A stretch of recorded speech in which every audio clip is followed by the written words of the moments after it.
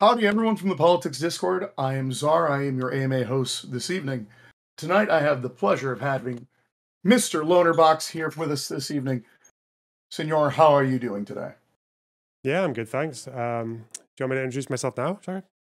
Yeah, of course, of course. Yeah, so I'm Lonerbox. I make video essays on YouTube. I stream on Twitch, and I occasionally fight with weirdos on the internet. The time-old traditions, of course. But yeah, for those of you guys who don't know him, runs at about 118,000 subs on YouTube. Pretty good number. Not gonna lie to you. But just before we go any further with it, what got you into your start with streaming and YouTube in general, though?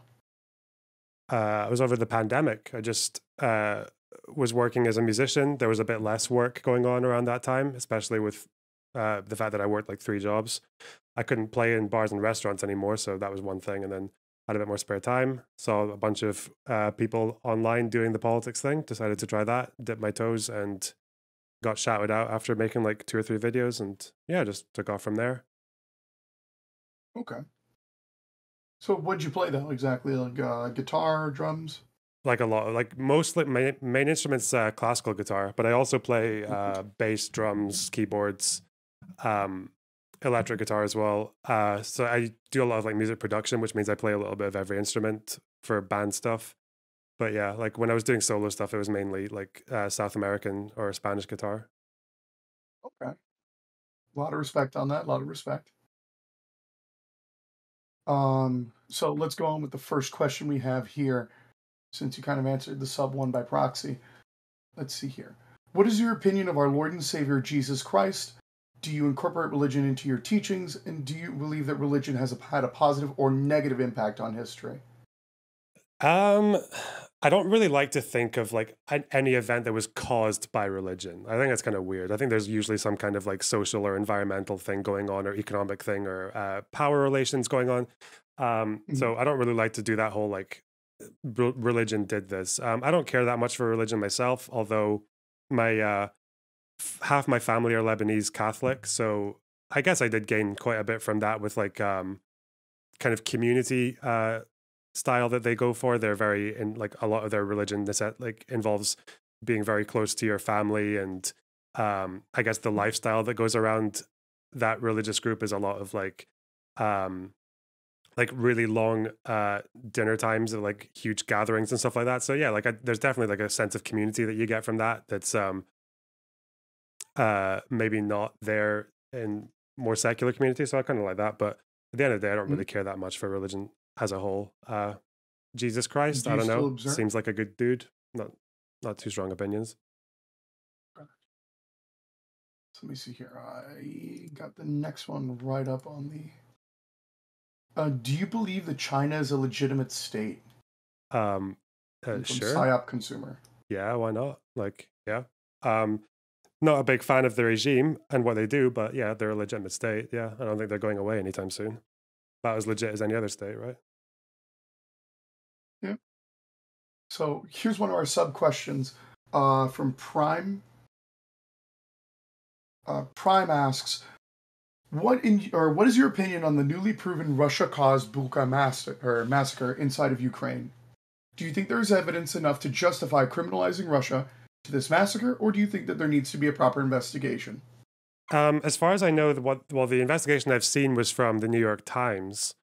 It seems pretty convincing. I think I don't know which international group does the full investigation like proper to bring charges, but it's very clear that there was something going on there, like either a war crime or a crime against humanity. So yeah, I don't know. I feel like that's already happening though. Is that there's talks about building up to criminal charges against Russia. So I feel like it's only a matter of time. But yeah, I don't see why you wouldn't at least investigate it further. Yeah.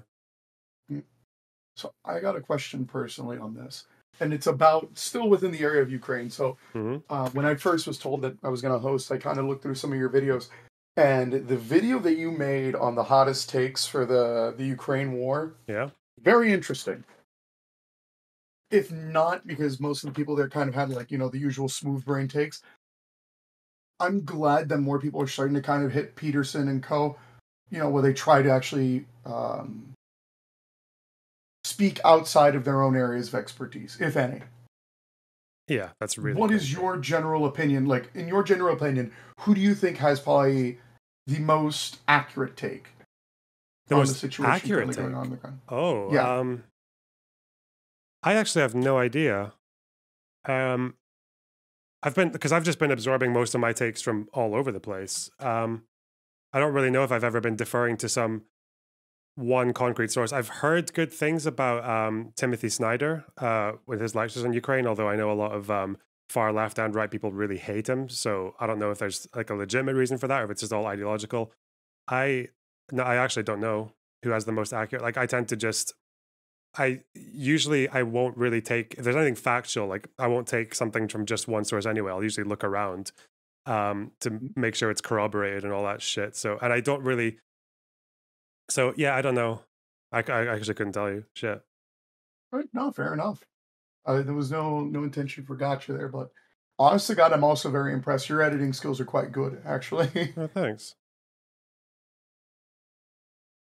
me 1 second.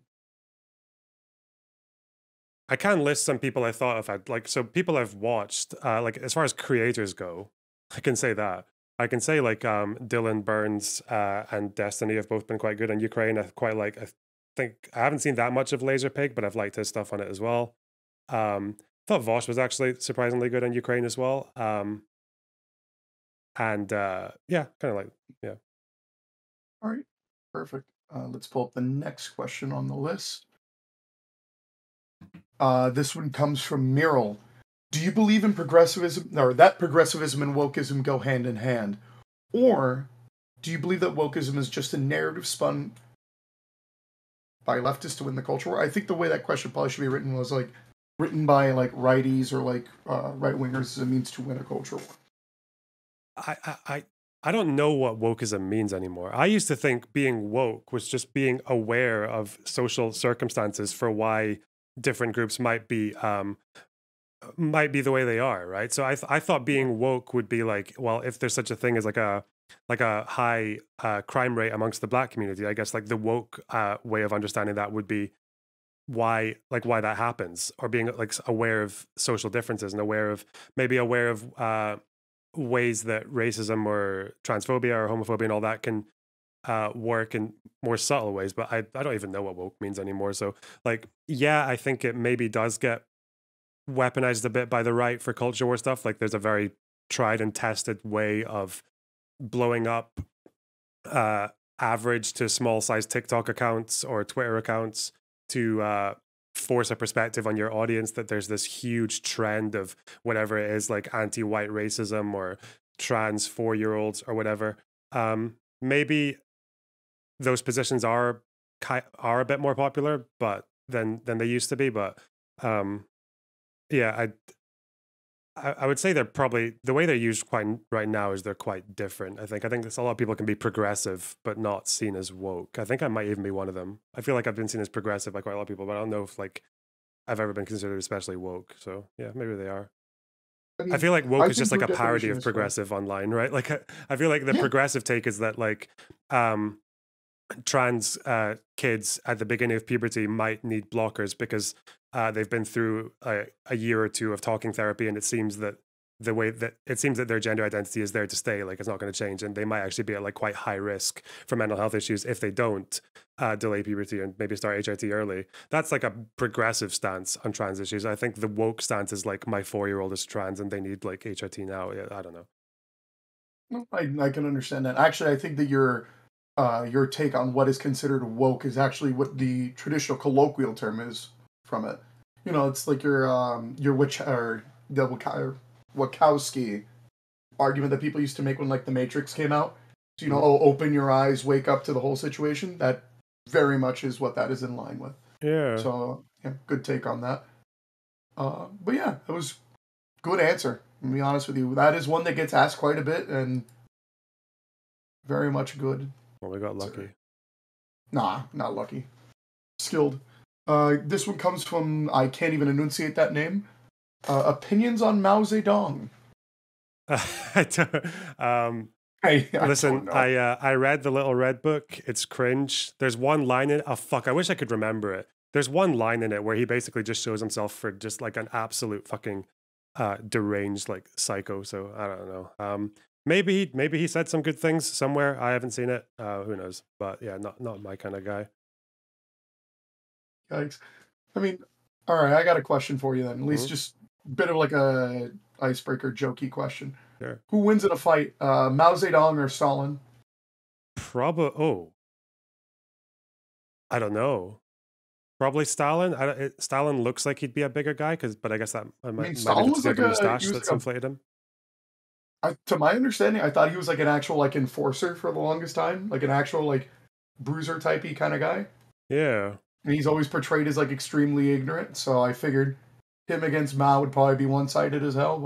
But Mao is always in like military looking kind of clothing. So I don't know. Was he fighting? Did he not fight to become the leader? I have no fucking idea. All right, Maybe probably to keep my not. social credit high, I'll say Mao would win. There we go. Yeah. You just see like the little laser sight that was originally trained on your forehead just kind of like leaves off. It's like, Yeah. all right, I'm We'll safe. take care. All right. Next question up on the block. Do you believe in or have had any opinion on the theory of Pangea? I have no idea what the fuck that means, but that comes from Magma. I didn't know Pangea was a theory. I thought didn't that's know just either. what the world was some time ago. Your guess is as good as mine there. So Oh, this I one found the comes fucking from- wait. I found the Mao quote. What did he Oh, say? no. He said, we should support whatever the enemy opposes and oppose whatever the enemy supports. I just thought, yeah, if you're like printing that to like a billion people, I don't know, you're probably a fucking moron. I don't know. Probably going to run into some problems there. So according to one of the people who's looking at the question, they mean like the old Earth, like pre-human kind of deal. So I guess like opinions on how like the theories have been like corroborated or used for the better part, like the last 50 or 60 years, I suppose. Yeah. Yeah. So yeah, well, I thought it was, yeah. So I thought it was that once upon a time, all the continents were like one huge landmass that split off because of the plate tectonics. That's what I learned when I was like 6. So I'll stick to that one. Yeah, that one's lodged in. Maybe it's bullshit. Who knows? We'll figure it out. Normally, like crap like that gets disproven with rather large pieces of evidence. Mm-hmm. I don't know what the alternatives are, right? Did they come from above? Or has it always been this way? I don't know. Is the Ancient Aliens meme all over again? With that old like History Channel guy just going around. Mm-hmm. Aliens. I never understood crazy. that about the History Channel. Why is it always that like, because I remember seeing good documentaries on History Channel when I was a kid, but then it would get past like 1 a.m. and there's just some psycho talking about how like Hitler like went to Argentina and fucking built a pyramid there. Or what the fuck happened? Yeah, I don't know. Oh man, I can tell you right now, the amount of people in Argentina that speak German are weirdly too many for my taste. Yeah. No, jokes aside, I have no idea. Like legit, I think it's probably just because they offered the money. It's like, hey, we need something for this time slot, and these people are willing to pay for it. So fuck it, why not? Yeah, that's fucking. So next question comes from Doobie. Okay. There's been some outrage from fans of the Teenage Mutant Ninja Turtles franchise because the newest entry is going to feature a black April O'Neil. In previous comics, cartoons, movies, and games, April was a red-haired white woman. Do you think comics fans have a legitimate grievance here? I don't give a fuck. Are there feelings of white people who feel like their characters are being tokenized for woke points legitimate? Or do you think they only care because they might be racist themselves? Let's say they only did it to get attention. Whose fault is that? Whose fault is it that you're going to go out and soy out and generate so much outrage over a Black April and do the free advertising for them because you're so upset by a character who I don't really know if her whiteness was ever essential to her, right? I do think it's like you could make the argument that like having taking like a monarch and making her black is like that might be even kind of insulting to black people because these were like people who benefited from slavery and colonialism and shit. Yeah. But when it comes to April, I don't. What the fuck? I like the question though, dude. She was already black once. They already made her black once in that last show that they did. Yeah. And it did, like, I don't even know. I think it's probably gonna suck because it's Seth Rogen, and I don't think that dude has made anything funny since Funny People. So we'll see. I will say though. So by any chance, have you ever played Magic the Gathering before or know anything about it? I don't know anything about it. I heard that wasn't there a scandal about it being racist against white people at some point? I don't know. No, but this is way funnier. Are you a fan of Tolkien, though? Yeah. So they're doing a set for Lord of the Rings, and they revealed a piece of art that is particularly interesting. It's a piece of art that depicts Arwen and Aragorn as a married couple, and they've decided to make Aragorn black. Oh. So I'm just imagining he comes over here to the men of Rohan and asks for their for their assistance, and they say, I will not be swayed by this ranger from the north to a black guy. And I could just imagine how that conversation probably would have ended. And it's just like, I can understand it in some points, and I agree with you completely on it. There are others where it just does not. It does not make a good look. It's like kind you said, of like making a monarch. Yeah, it's kind of weird because you would actually expect some people to go down the road of like people would usually say something like color blindness is like a very lib cuck concept, like the people who like really really rep the diversity, but then they kind of insist on color blindness in cinema, which is kind of difficult, especially when there are so many implications. Like in like English literature, the north means like white, right, and the east means like brown and black or whatever, like yeah, it's a really strange way that you can kind of hold those two positions at once. I'm maybe a bit more ambiguous than the Aragorn one. I don't really that bothered, but with the monarchs thing, yeah, that's weird as shit. Yeah. Yeah, no, I can definitely see how that kind of would look weird, because it would be like casting like Genghis Khan as a black guy. And it would I do not see that working out good for anybody. It's going to make everyone look worse, in fact. Mm-hmm. And it's just like, that's just not going to be no bueno all around. Yeah, but it's a good thing I don't watch that many of these shows, but yeah. I mean, when I saw the art, and I just kind of figures like, oh, someone's gonna get pissed off, and it's gonna be fucking hilarious. Milking this for fucking content on Twitter is gonna be great. Like, unfortunately, though, like I do completely blame the hypersensitive, whatever white nationalist types or whoever the fuck they are. I do blame them for making this a thing, because if the outrage wasn't there, people wouldn't bother with it, right? Be less likely to anyway. But now that it's just like, if you want free advertising, just take an old school character that was white and make them black, and you're done, right? You don't even need to put the effort into making a good show anymore. I mean, I think that kind of stopped. Like, I think that idea kind of started a little bit before that, because it was good, like sensationalist TV, and then they just got very lucky that a group of people got so pissed off and bent out of shape. They're like, "Well, I'm not gonna watch it in protest, and I'm gonna tag about it on Twitter," and then it just started a whole goddamn situation. Mm-hmm. Like that. They legitimately dug their own graves on that. Pretty much. Yeah. So here we go. This one comes from Spooky Scary Capitalist. Opinions on gun rights and the right to self-defense. Yeah. I think if you want a gun, you want to defend yourself, that's cool. Go for it. I don't really know that much about gun regulations. I think there maybe is an argument for making sure that like, I don't know. I think when people talk about gun laws, I feel like there are some that make sense. I think the one I've seen that makes sense is like a 2-week waiting list or something to stop impulse buying and shit like that. But otherwise, yeah, guns with like some control is probably fine for me in the United States. I don't even know where I stand on introducing guns to countries that don't have them, though. We got rid of guns in the mid-90s in Scotland because there was a mass shooting. Like some pedo went in and killed like 16 kids, and then their teacher, and then himself. And we banned guns ever since. So, but no one really complained about it. And even the cops tend to not walk around with guns. So I feel like if you can avoid it, it's probably okay. But in the United States, like, they're not going anywhere anytime soon, right? Like, so you can just have some like laws that make it less likely to get into the hands of crazy people. But as for self-defense, yeah, I'm all for that. Like, if someone attacks you, they've made that decision. You should be allowed to defend yourself appropriately. All right, good answer. Probably the best answer I've seen from a European guest in a while. So this one comes from Catholicism Defender. What is your opinion on nationalism as a concept?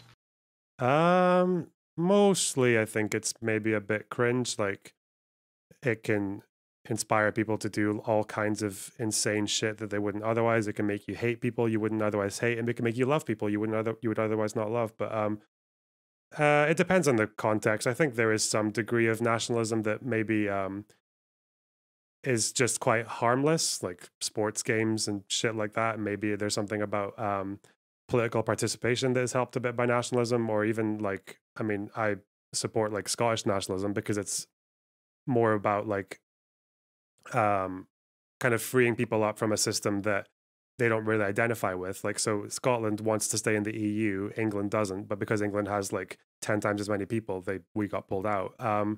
Same with England wanted to pursue austerity during the recession in 2008. Scotland didn't, but we had to go through it anyway. So there are situations like that where I think a bit of nationalism can be quite valuable. You know, Palestinian nationalism, probably not a bad thing. Cuban nationalism back in the day probably wasn't a terrible thing, despite what it led to.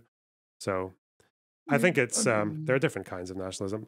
English, like British nationalism, is cringe. It's just about like whitewashing the empire. Russian nationalism, probably cringe. yeah, let's go bomb. Let's go bomb Georgia for a fourth time. Yep. Ukraine is looking quite spicy right now. Let's go take a bite. All right. So next question comes from Mighty Laser Press, Mighty Leg Presser. Sorry about that. They ask about more or less what kind of music you normally make. Oh, I used to make like neo psychedelic stuff. So if Something you've like Pink ever Floyd-ish. a little bit, yeah, very yeah. There's a lot of Pink Floyd in it actually. Well, it was Supertramp, Flaming Lips. I think I had a huge phase of wanting to be like almost exactly like Tame Impala and their first two albums, not the third and fourth. Um, like King Gizzard and the Lizard Wizard was kind of inspiration there. The Doors. So yeah, a lot like more, maybe more so the new ones, but yeah, the old ones as well. Quite a lot of Beatles as well. But then more recently, I started making like I got into a relationship with someone who was like very into making bedroom pop music. So I did that for a while and like Billie Eilish sounding stuff almost. So um, and before that, I used to be in a math rock band, making like really complex stuff. Like weird time signatures and stuff like that. So it's varied a little bit, but I think I always come back to that like psychedelic 60s, 70s sounding stuff. What's your opinion on some of like what some people have labeled like fuckboy music now, like The Weeknd and stuff like that? Fuck boy. Wait, the weekend. Okay. Yeah, no, I can see it. Yeah, of course. Yeah. I know there was sad boy music for a while, right? Like um the kind of guy who's like really emotionally unavailable, but he'll like cry if you don't text him back kind of thing. Like the Yeah. skater shit. Which was I guess listening to what like Bright Eyes, maybe a lot of Radiohead. Um Yep. Yep. Yep. Yep. yeah, I completely see that. Yeah. I don't know that much about fuckboy. Soundgarden. Yep, Soundgarden, yeah. Um yeah, I guess if it's a thing, it's a thing. Yeah. Weird genre that someone mentioned it here on the server a few years ago, and I love the fucking term for it. It's way too goddamn funny not to use. But next question comes from Spooky Scary Capitalist again. Thoughts on Laserpig? I know you mentioned him earlier, but what's I, your general opinions on the guy? I've only seen one video. Like he seems to know quite a lot of what he's talking about. His debate with Coach Red Pill was funny. I couldn't tell if he was trying to troll or trying to get like a good faith engagement from him, but yeah, it's pretty trippy. Um, otherwise, don't know that much. He just yeah, but he seems decent from what I've seen. Might have to give him a look. I've never heard of him up until now. I can't But then tell if again, he's I'm Scottish or not, though. He seems to have the accent, but people say he's from somewhere else. I don't know. I feel like he's Scottish, but I don't know. And that's important to me. I can barely tell an English accent from another. I speak Spanish as a first language. Oh God. Okay. Maybe you should stay out of that discussion then. Fuck. Oh no, no, I know that's going to invite a lot of bullshit, Keep and a if I safe do that, I'm going distance. to end up having, people are going to start fucking complaining. This one comes from Jason Family Man. What do you think of the 30 plus toxic chemical spills in the last 2 weeks? I didn't know about them. They're probably bad. I don't know. Maybe there's nuance. Maybe some chemical spills are a good thing. Who knows? True. We needed to do this. It's an insecticide. Oh, is this Houston or is this Ohio? Wait. Well, Ohio wasn't in the last 2 weeks. Ohio was further back. Yeah. So I'm not 100% sure what Jason's asking for there. Yeah, I don't know. I'm gonna say chemical spills are bad. So that's the woke position anyway. Give me 1 second. I need to figure something out in here.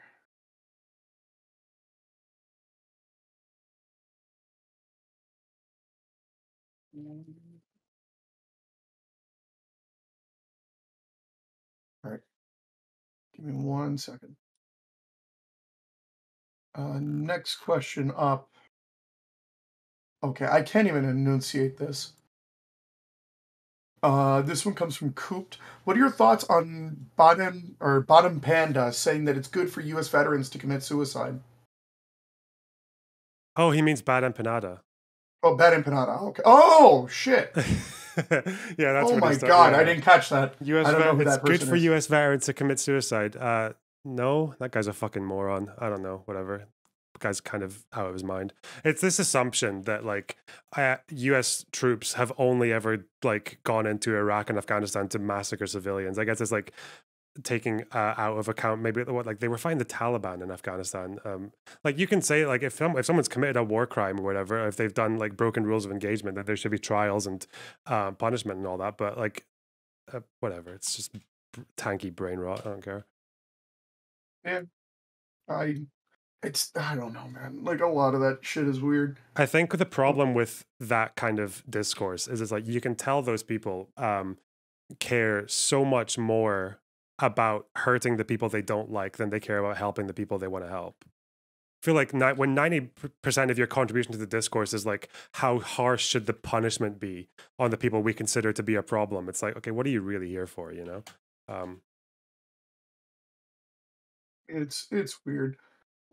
So it is an extension of that question. What do you think about the Canada policy on that for physician assisted suicide? Assisted suicide.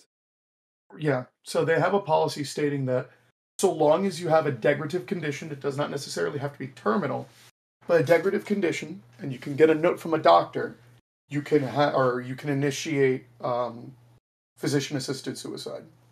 Yeah, I mean, it depending on what they mean by that condition, but yeah, if you're literally just going to be hanging on, um, when your body might as well be a prison, then you should probably be allowed to pop your own clogs in a video game. Yeah, I don't know. I don't In really. Minecraft. I haven't really thought too much about the ethics about it. Maybe there's a reason that's a bad thing to do, but like I don't know what the argument is. That's weird. So, okay. I finally figured out how to do the questions or the VC questions, so I'll be handling those out now. All Sorry right. about that for earlier, everyone. Unfortunately, it was a Discord bug, and I am the most tech inept yet, so sorry about that. This one also comes from Magma. Your opinions on PM Sunak and the rest of the Tory gang, Brexit and the new Windsor Protocol thing, also the remainder versus rejoiner. I'm assuming that's asking whether or not pro or anti-Brexit. I'm assuming is what the question is. I think that unfortunately for the UK to join back with Brexit, like you would have to just get a second referendum, and then you'd have to get a mandate for it. Like you'd probably have to have a very convincing period of polling that suggests there's any desire for that. I don't know if there is. The only way you could get it probably is if a party runs and says that one of our election promises is that we will give a second referendum, and it should be like a big part of it to go back, because it's like undoing that kind of decision is like a huge thing. And unfortunately, if we rejoin the EU, it won't be on the terms that we were in last time, right? We'll probably have to take the euro. We probably won't be staying out of Schengen. So like I don't know how well that would sell to the public. Probably wouldn't. I mean it's a disaster though, right? Like they completely fucked it with Ireland. Their import charges on anything that comes from Europe now is absolutely insane, especially as someone who orders from Taman quite a lot. Like it's really fucking me off. And actually just last week I went to Amsterdam and I had to stand in the fucking international queue for my passport check when the European one had been cleared for like half an hour. Yeah, that was really frustrating. So and in exchange for what? Like nothing, you know, different colored passport. And like, I guess maybe there'll be less immigrants, even though I don't even know how much that's changed because we weren't in Schengen. So uh, I'm quite pro the idea of Scotland becoming independent and rejoining the EU because we never wanted to leave. I think we were like 60% remain. So. Agreed. Fuck the Brits on that one. Mm-hmm. So this one comes from Doobie. Do you think things like CRT and corporate wokeism have contributed to the normalization of the term anti-white racism on the left?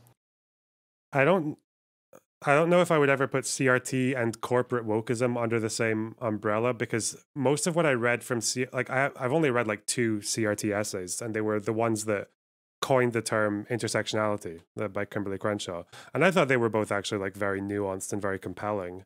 I don't know much about the rest of it. I heard about some books and articles that were written that were kind of dumb, but like the maths thing is being racist. I don't understand that, but corporate wokeism is ridiculous by what I've seen. It probably does contribute to the term anti-white racism. I don't know why people have to go through like a million hoops to just say like probably all racial stereotyping is kind of bad. Like you can probably assume that being white might make you more likely to hold certain prejudices and shit like that. But when we go into um confusing whiteness like as an academic concept with white people in general and this like very weird like bootlicking approach or like colonizer is probably even the worst one because like again a colonizer is someone who like walks into your land with a gun and steals it. Like colonizer is like it's okay to kill a colonizer in self-defense right? But then people like to apply that to everyone who's white. So yeah, yeah, I think corporate wokeism definitely. CRT, I feel like a lot of that was used in bad faith, but there probably is some stuff in there that was silly. But yeah, I think that answered your question. Yeah. Good answer. This one we're going to skip over because it was him again, but we'll get to him again later. This one comes from Fiona. Would you rather have a daughter with an OnlyFans or a femboy son? Um, a femboy son probably. Agreed. Mostly because it's yeah, mostly because of what would happen to the daughter. Like I don't want to have to deal with like my 9-year-old coming to me and telling me that she was catcalled. Like I don't need to deal with that shit. Um, Yeah. the femboy it'll happen when he's like 12. You know, he's got some time to breathe. Like I don't know. Like I would be scared shitless, especially considering all the shit that would end up happening to you if you had yeah. the fucking OnlyFans daughter. Well, if you have if she's a Especially, successful OnlyFans daughter, maybe because then she can like she can support me in my old age. oh, I need help with my hip replacement. Sweetheart, get the feet pics. Yeah, like I Bust out to a new be collection. yeah, like I would never like if I had a daughter, I'd never oppose her going into that line of work as long as she was like very informed and knew what she was getting into and knew the risks and all that. Like yeah, why not? Yeah, but Right, fair. Good, good question there. Next one comes from Kurum. Many left channels oh my god, you people. Many left channels have views of you. Wait, have the view you can't be racist to white people. What is your view on this topic?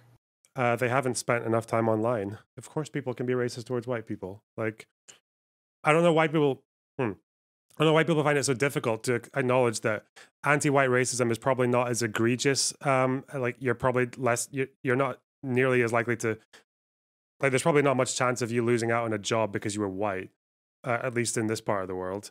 But of course, there's like such a thing as anti-white racism. There's like this idea that certain acts against people are more justified on the grounds that they're white. Right? There's an entire like movement in South Africa that's about like well, it's not a very big movement, admittedly, but like people who want to talk about like expropriating all the like Boer descended people, like the Boer farmers, and then people in this part of the world say that they can actually be killed as well. It would be fine, or even like mass deported. And I'm like, I don't know. Yeah, it's pretty possible to be anti-white racist. It's probably never going to be as bad as anti-black racism or anti-Muslim or anti-Jewish or anything like that. But yeah, of course, it's a thing. Yeah. The next question comes from Prime. Let me get you unmuted, Prime. I think you should be able to speak now, buddy. Yep. So I just wanted to ask, this will be my final question for today. Recently, a Wagner affiliate said that Wagner may start an assault to retake Kherson City. Do you think it would happen? And if so, do you think it would succeed, or do you think it would lose? Um, Wagner taking Kherson. I have no It's, idea. I actually have no idea. I don't know if I believe anything. I feel like if Wagner has a statement that they're quite confident about, it probably means nothing. But I don't know. All right, thank you. Speaking of Wagner, did you see that video that came out about 2 weeks ago about them caving some dude's head in with a mallet? I did see that video. Yeah. I got it from a buddy. He's like, "Yo, you need to see this," and I just sat there. It's like, "Whoa, my god, Jesus!" Yeah. I mean, I think the thing is now is that like Ukraine's advance is slowed down a little bit because there's a river in between them and what they need to take next. But that's the same problem for Russia as well, right? Like the river like Yeah, has a pretty important. So if it's just Wagner, like whatever, probably chest puffing. I mean, I wouldn't be surprised. Any group that has to do a public execution of one of their former members probably isn't doing too hot in the morale department. No, I don't think so. All right, next question. Uh, what do you think about the Israel-Palestine issue? Where do you see the Israel-Palestine issue going in the next 10 years? And this comes from Insane Ginger Lover. Yeah, I'm pretty doomer pilled on it. Very Palestine like supportive. I've kind of like yeah, even like personally like growing up in the Middle East for a few years and having direct like experiences with the state of Israel like a few times. Like I had like a fighter jet like fly past the building I was in when I was a kid, and it like shook the whole place, and we were on like the fifth floor. I thought we were gonna die and shit. And I'm having like half of my family living through like two Israeli invasions, a civil war of which one of the belligerents was supported by Israel.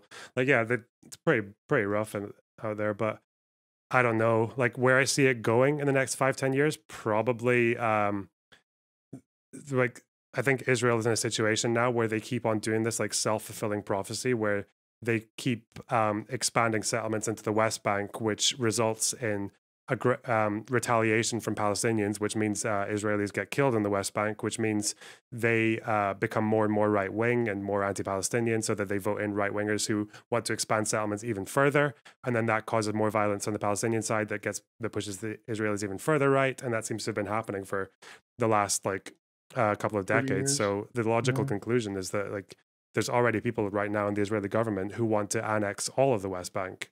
And I feel like I don't really know what sign there is right now between now and them actually doing that. I feel like they might do it. But then I guess like it's not even hopium, but like I guess it's going to reach a stage where Israel just becomes like an international pariah, where they're far less of a democracy at home because of the Supreme Court decisions, and they're also they've just completely annexed and they become like de facto apartheid, like the same thing as apartheid states. So in that case, it's going to be like a struggle for like a violent struggle for fucking equal rights for Palestinians, which Israel will fight to the bitter end against.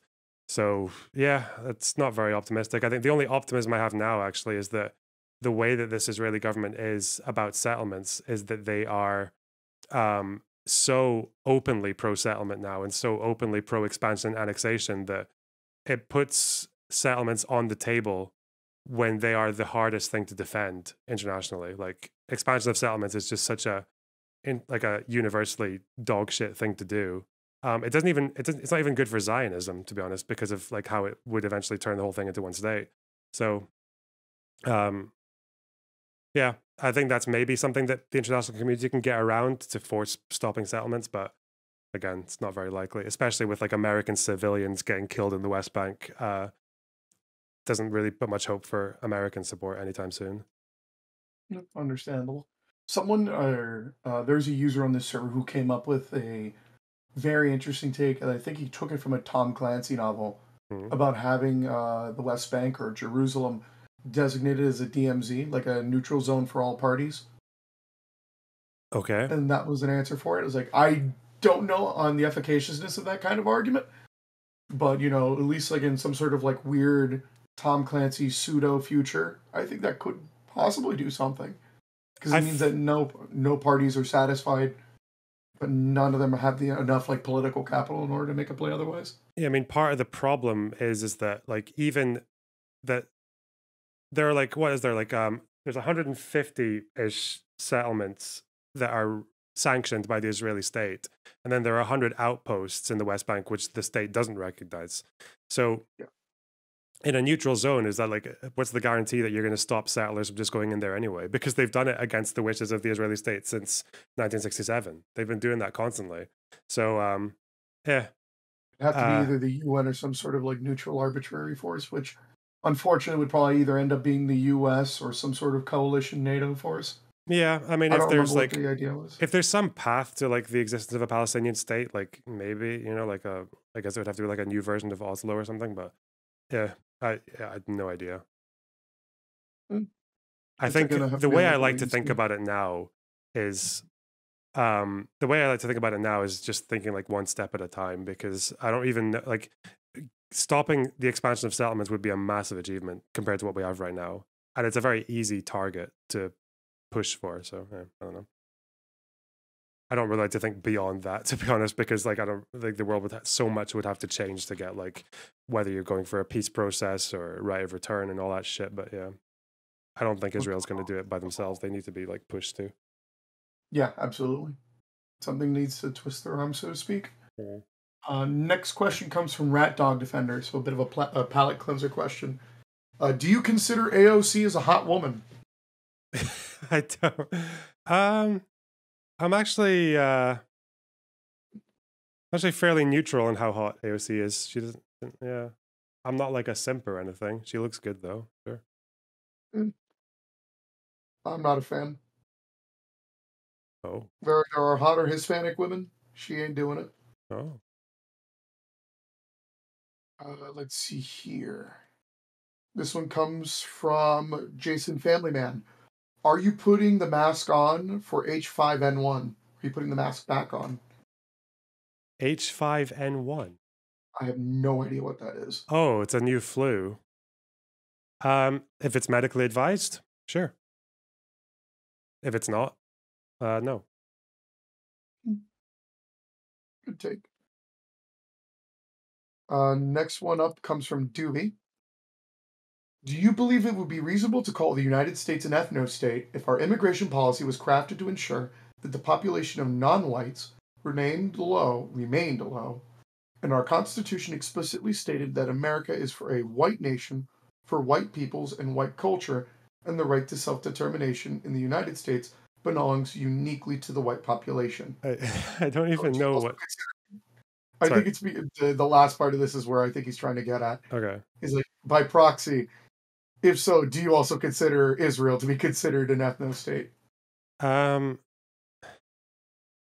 Yeah, like I mean, I don't. So I think the literal definition. I don't know if this is where he's getting at, but like the literal definition of an ethno-state is where it's your citizenship is restricted to a particular group, right? So you're absolutely correct. If you're going to use it in that way, then no, the United States wouldn't be in that case, and nor would Israel. But if we're going to talk about one that like pushes like a clear kind of ethnic or ethno-religious supremacy, then, and that seems to be the way it's colloquially used, and after all, use is meaning. So yeah, why not? Like that is, it's like kind of, was it with a nation state law in Israel? Like it's kind of on the books that it's supposed to be like like it's supposed to be like a Jewish supremacist state. So yeah, colloquially I would call it like an ethno state. Yeah. I mean, I think what ends up happening, just because people misappropriate the term doesn't mean that the term ought change. And given the way that the question is presented, because he's talking about the idea of a state that forwards an ethno or like an ethno background, that would be closer to an ethno-fascistic state, though, and that definitely falls in line with many of the actual policies done by either fucking Mussolini, Adolf, and co. So I don't necessarily like say that you throw the baby out with the bathwater and just call it an ethno-state. I think that those two terms are like very distinctive, and I think we could still call it a fascistic state and it still be appropriate. Yeah, I just don't know. I tend to avoid it just because it's like such a loaded, like there are certain terms that just make people's brains turn off. So if I was ever criticizing Israel, I feel like I can make a good case for apartheid for Israel, right? Or an apartheid state, absolutely. Yeah, that's a good. I don't know why I'd need to go with ethno state and shit like that. Yeah, it's just a bit weird. I mean, it's one, it grabs the eyes and people look at it, it's like, oh shit, It's also that's though no state. it also feels a little bit like maybe also a bit like insulting to people who fought so like Palestinian activists have fought like for 20 years to call Israel an apartheid state, and they've kind of just recently got it from Israeli human rights organizations and from like Amnesty International and shit like that. So I feel like if that's the term that they've been committed to for so long, I don't know why I wouldn't be. Like, yeah. I mean, I can see why that, like, I wouldn't mind having that designation given, and I think it's appropriate given policy. Mhm. So, yeah, it's not a bad one. Or this, oh, Jesus Christ. Oh my God. Staying on the idea of Israel for another one. This one comes from PsyOp Consumer. Mhm. Are circumcision rates evidence of Israeli control and propaganda? What the fuck? Nah, I mean, I think Christians like doing that too, right? Yeah, it is a It's also doctrinal thing. just grooming, you know? Yeah. Yeah, to an extent. Let me go up to this one over here. So this one comes from Geo. Give me 1 second.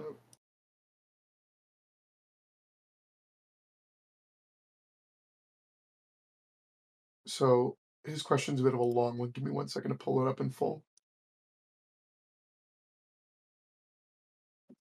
Uh, would you say that the United States should work to build cooperative relationships with other nations based on mutual respect and the rule of law? And the pursuit of global domination or hegemony is a dangerous and misguided goal, and not in the best interests of either the United States or the world as a whole. So I'm assuming it's like a global, like, should the United States pursue globalism? I think is what he's asking. I mean, I think the thing is that like when people talk about hegemony, the problem is that every country that can do hegemony or imperialism like will do it. Um, there's not really been much of an exception to that. So yeah, I think if they like if countries want to get into mutual agreements that are supported by their elected representatives, I don't see why not. Yeah. Mm. As long as it serves the betterment of the actual like constituency. Yeah. Right, I mean, I give me might one disagree with how second. they do it. Like, I might disagree with things like the way that they engage in loans or stuff like that. But it's yeah, we elect representatives and then they take care of that kind of stuff. So yeah. Give me 1 second, detail. Oh, actually, uh,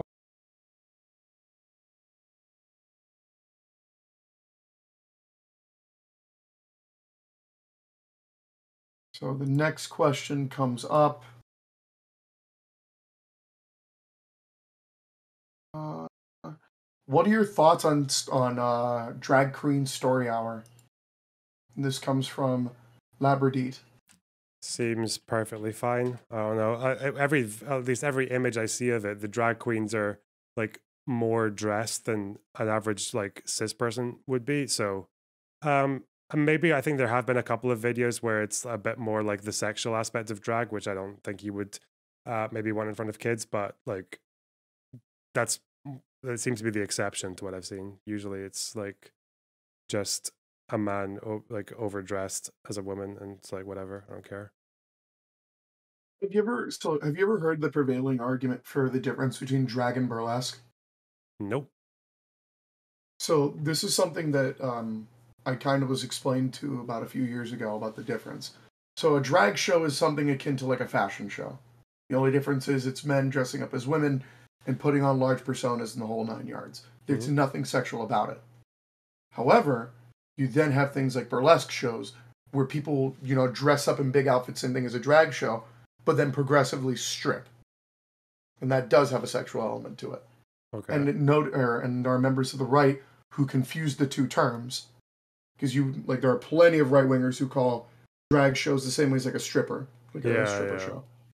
Yeah, I feel like you can tell a lot of the criticism comes from people who have just never been to a drag show or never engaged with it. Yeah, that definitely is a thing. Yeah, But I yeah, mean, I had to have it explained to me, but that's the other ironic thing is as well is I can probably imagine the reason they haven't managed to find as many widespread examples of this happening and why it's always like blowing up a few odd instances on Twitter or like libs of TikTok and all that is probably because from my experience, the people who I've known to be the most careful about like consent and boundaries, especially when it comes to kids, are like burlesque or like BDSM communities, because like they think about, they have like they engage with that stuff all the time, and they're very conscious of what's acceptable in front of people who haven't consented to be there and what's not, right? Yeah. Yeah, which is why it's always weird, I think, when you see like that weird picture of like two guys doing like puppy play in front of a 5-year-old and she's like petting them, and people on Twitter like defending it as if that's like the pro um queer or pro kink thing to do, even though most people who are actually involved in those communities would think that was absolutely batshit thing to do in front of a kid. So yeah, Yeah. I feel It's like a there shadow should, box. yeah, there's a Yeah. lot less yeah, I think people should like really maybe listen more to those communities rather than the people who like claim to be representing them. Yeah. Yep. I can't find leg presser here, so I can't give them their question. So we'll just move to the next one. This one comes from Jerome Powell. Do you believe the economy is getting better or worse? If it's getting worse, what do you think we can do to fix that? I mean, inflation in the UK is like 10% now, maybe even more. So it's probably bad. How to make it better? I don't know. One of the things I don't think they should have done in the UK was that they cut taxes, which during inflation is kind of a really, really dumb thing to do. I guess like ending the war in Ukraine is probably a good thing by, getting Russia out. And probably, I don't know, there's a few things. Like I'm more for like, more like generally would be like, I've got quite like a lean towards preferential loans for worker co-ops because I feel like they survive economic hardship better than traditional firms, or seems to be the case. Okay. Maybe slightly more progressive taxes on the wealthy to redistribute.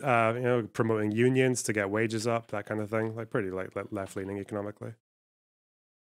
All right. The next one is a VC question. It comes from Gio. Gio, you're up, boss. Okay. Hello. I have to go soon because I have work.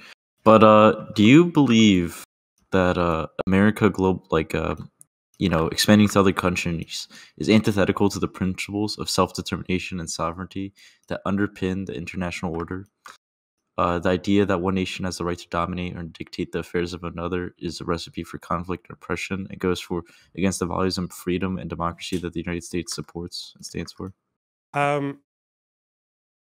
It violates self-determination if it's being done against the will of the representatives. But if the representatives are okay with it, then because the problem is that if you're a small country or a weak country or a developing country, other countries will try to fuck with you regardless. It's just so you obviously want to be you'd obviously want to be more involved with the countries that are like your representatives favor or your public favors, right? That's why like the big thing with Ukraine was like they wanted to lean more towards the EU and towards the United States. So I don't really know how that would be against self-determination. It feels like denying them that would be against self-determination. I never mentioned Ukraine. Yeah, no, just like citing that. an example. Yeah, I was just saying the overarching point of like America. I'm not talking about the country. I'm not talking about the small country. I'm talking about America itself. Yeah, so there are definitely times when America, I think, overextends, obviously, like Iraq and shit. So, I think it has to be like a mutual agreement between two states or between the populations of two states. Yeah.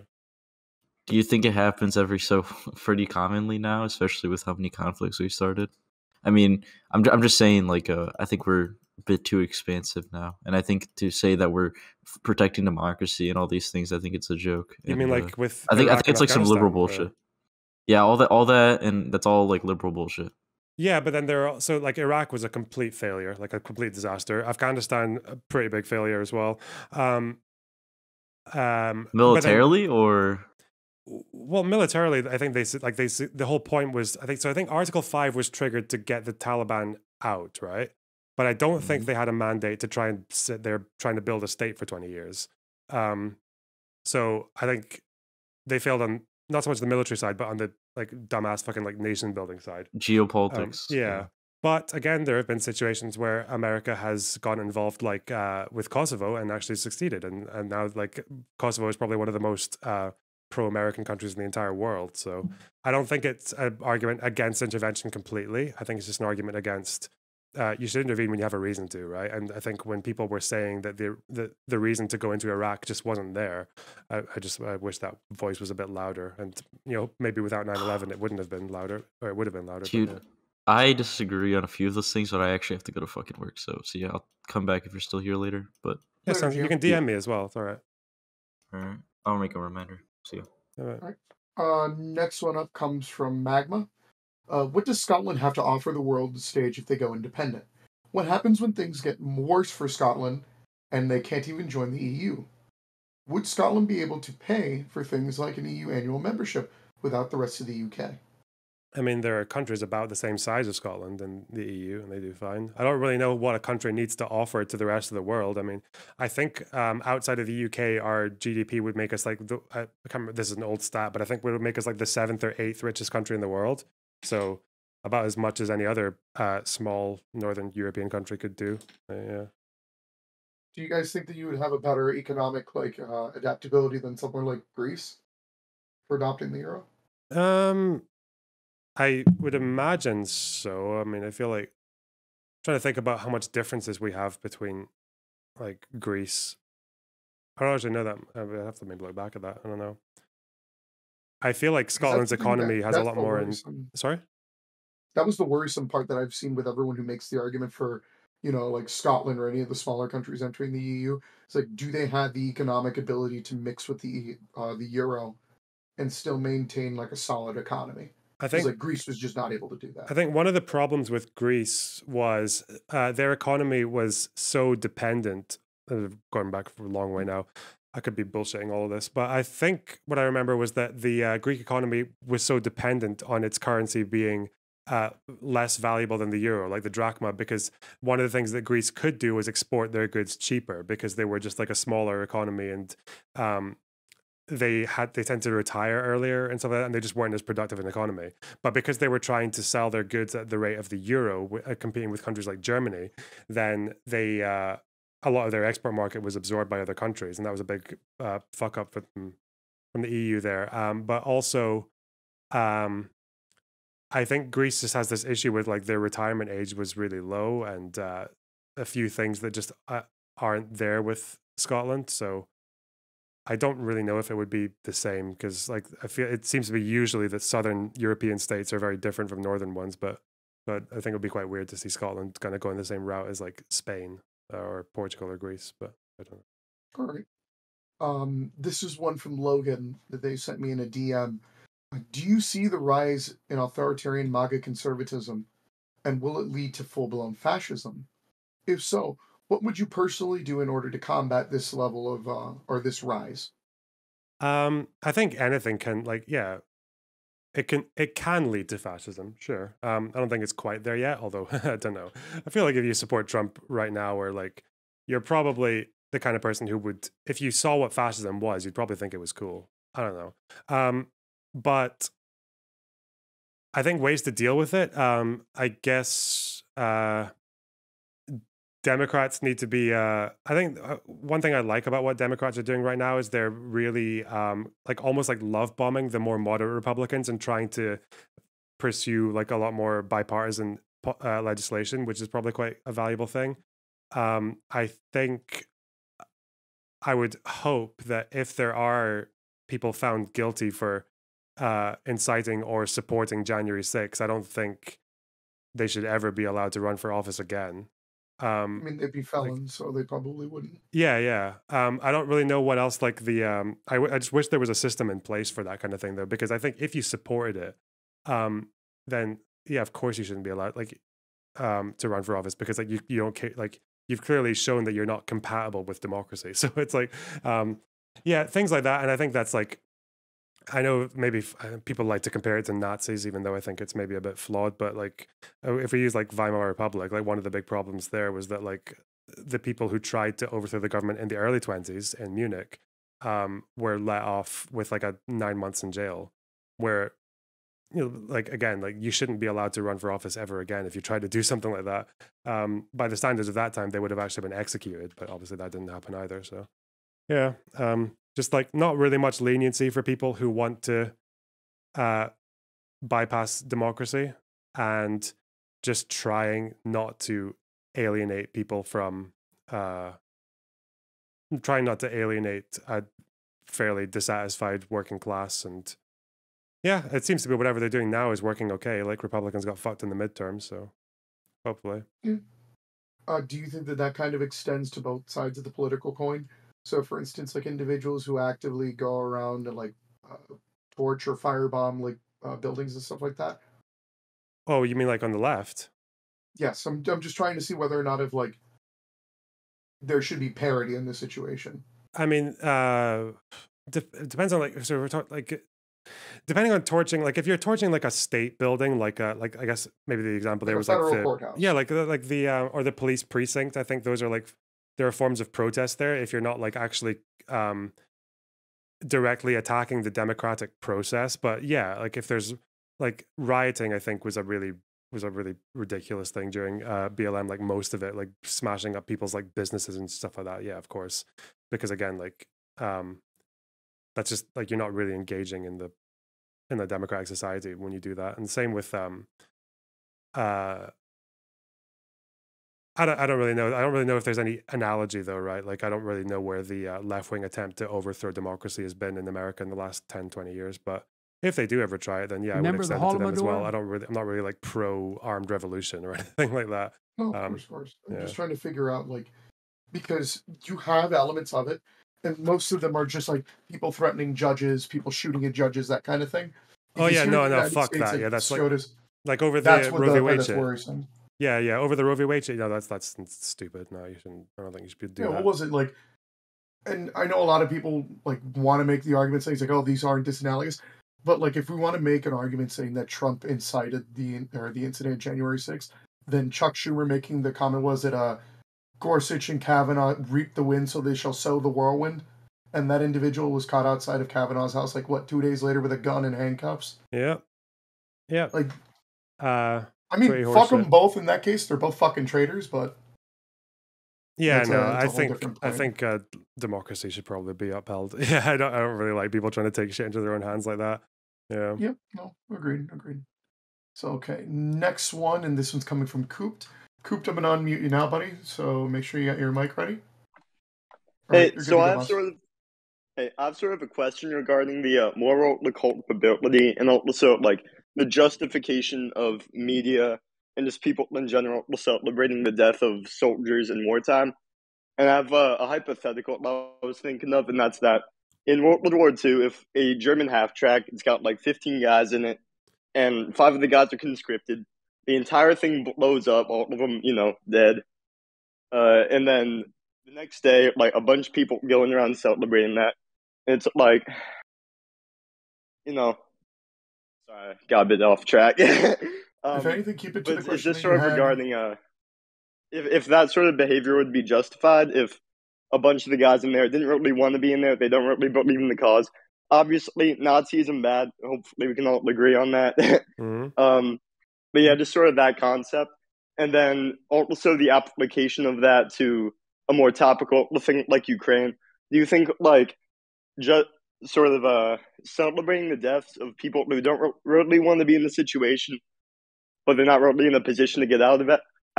Do you think that would be morally okay to do or morally justified?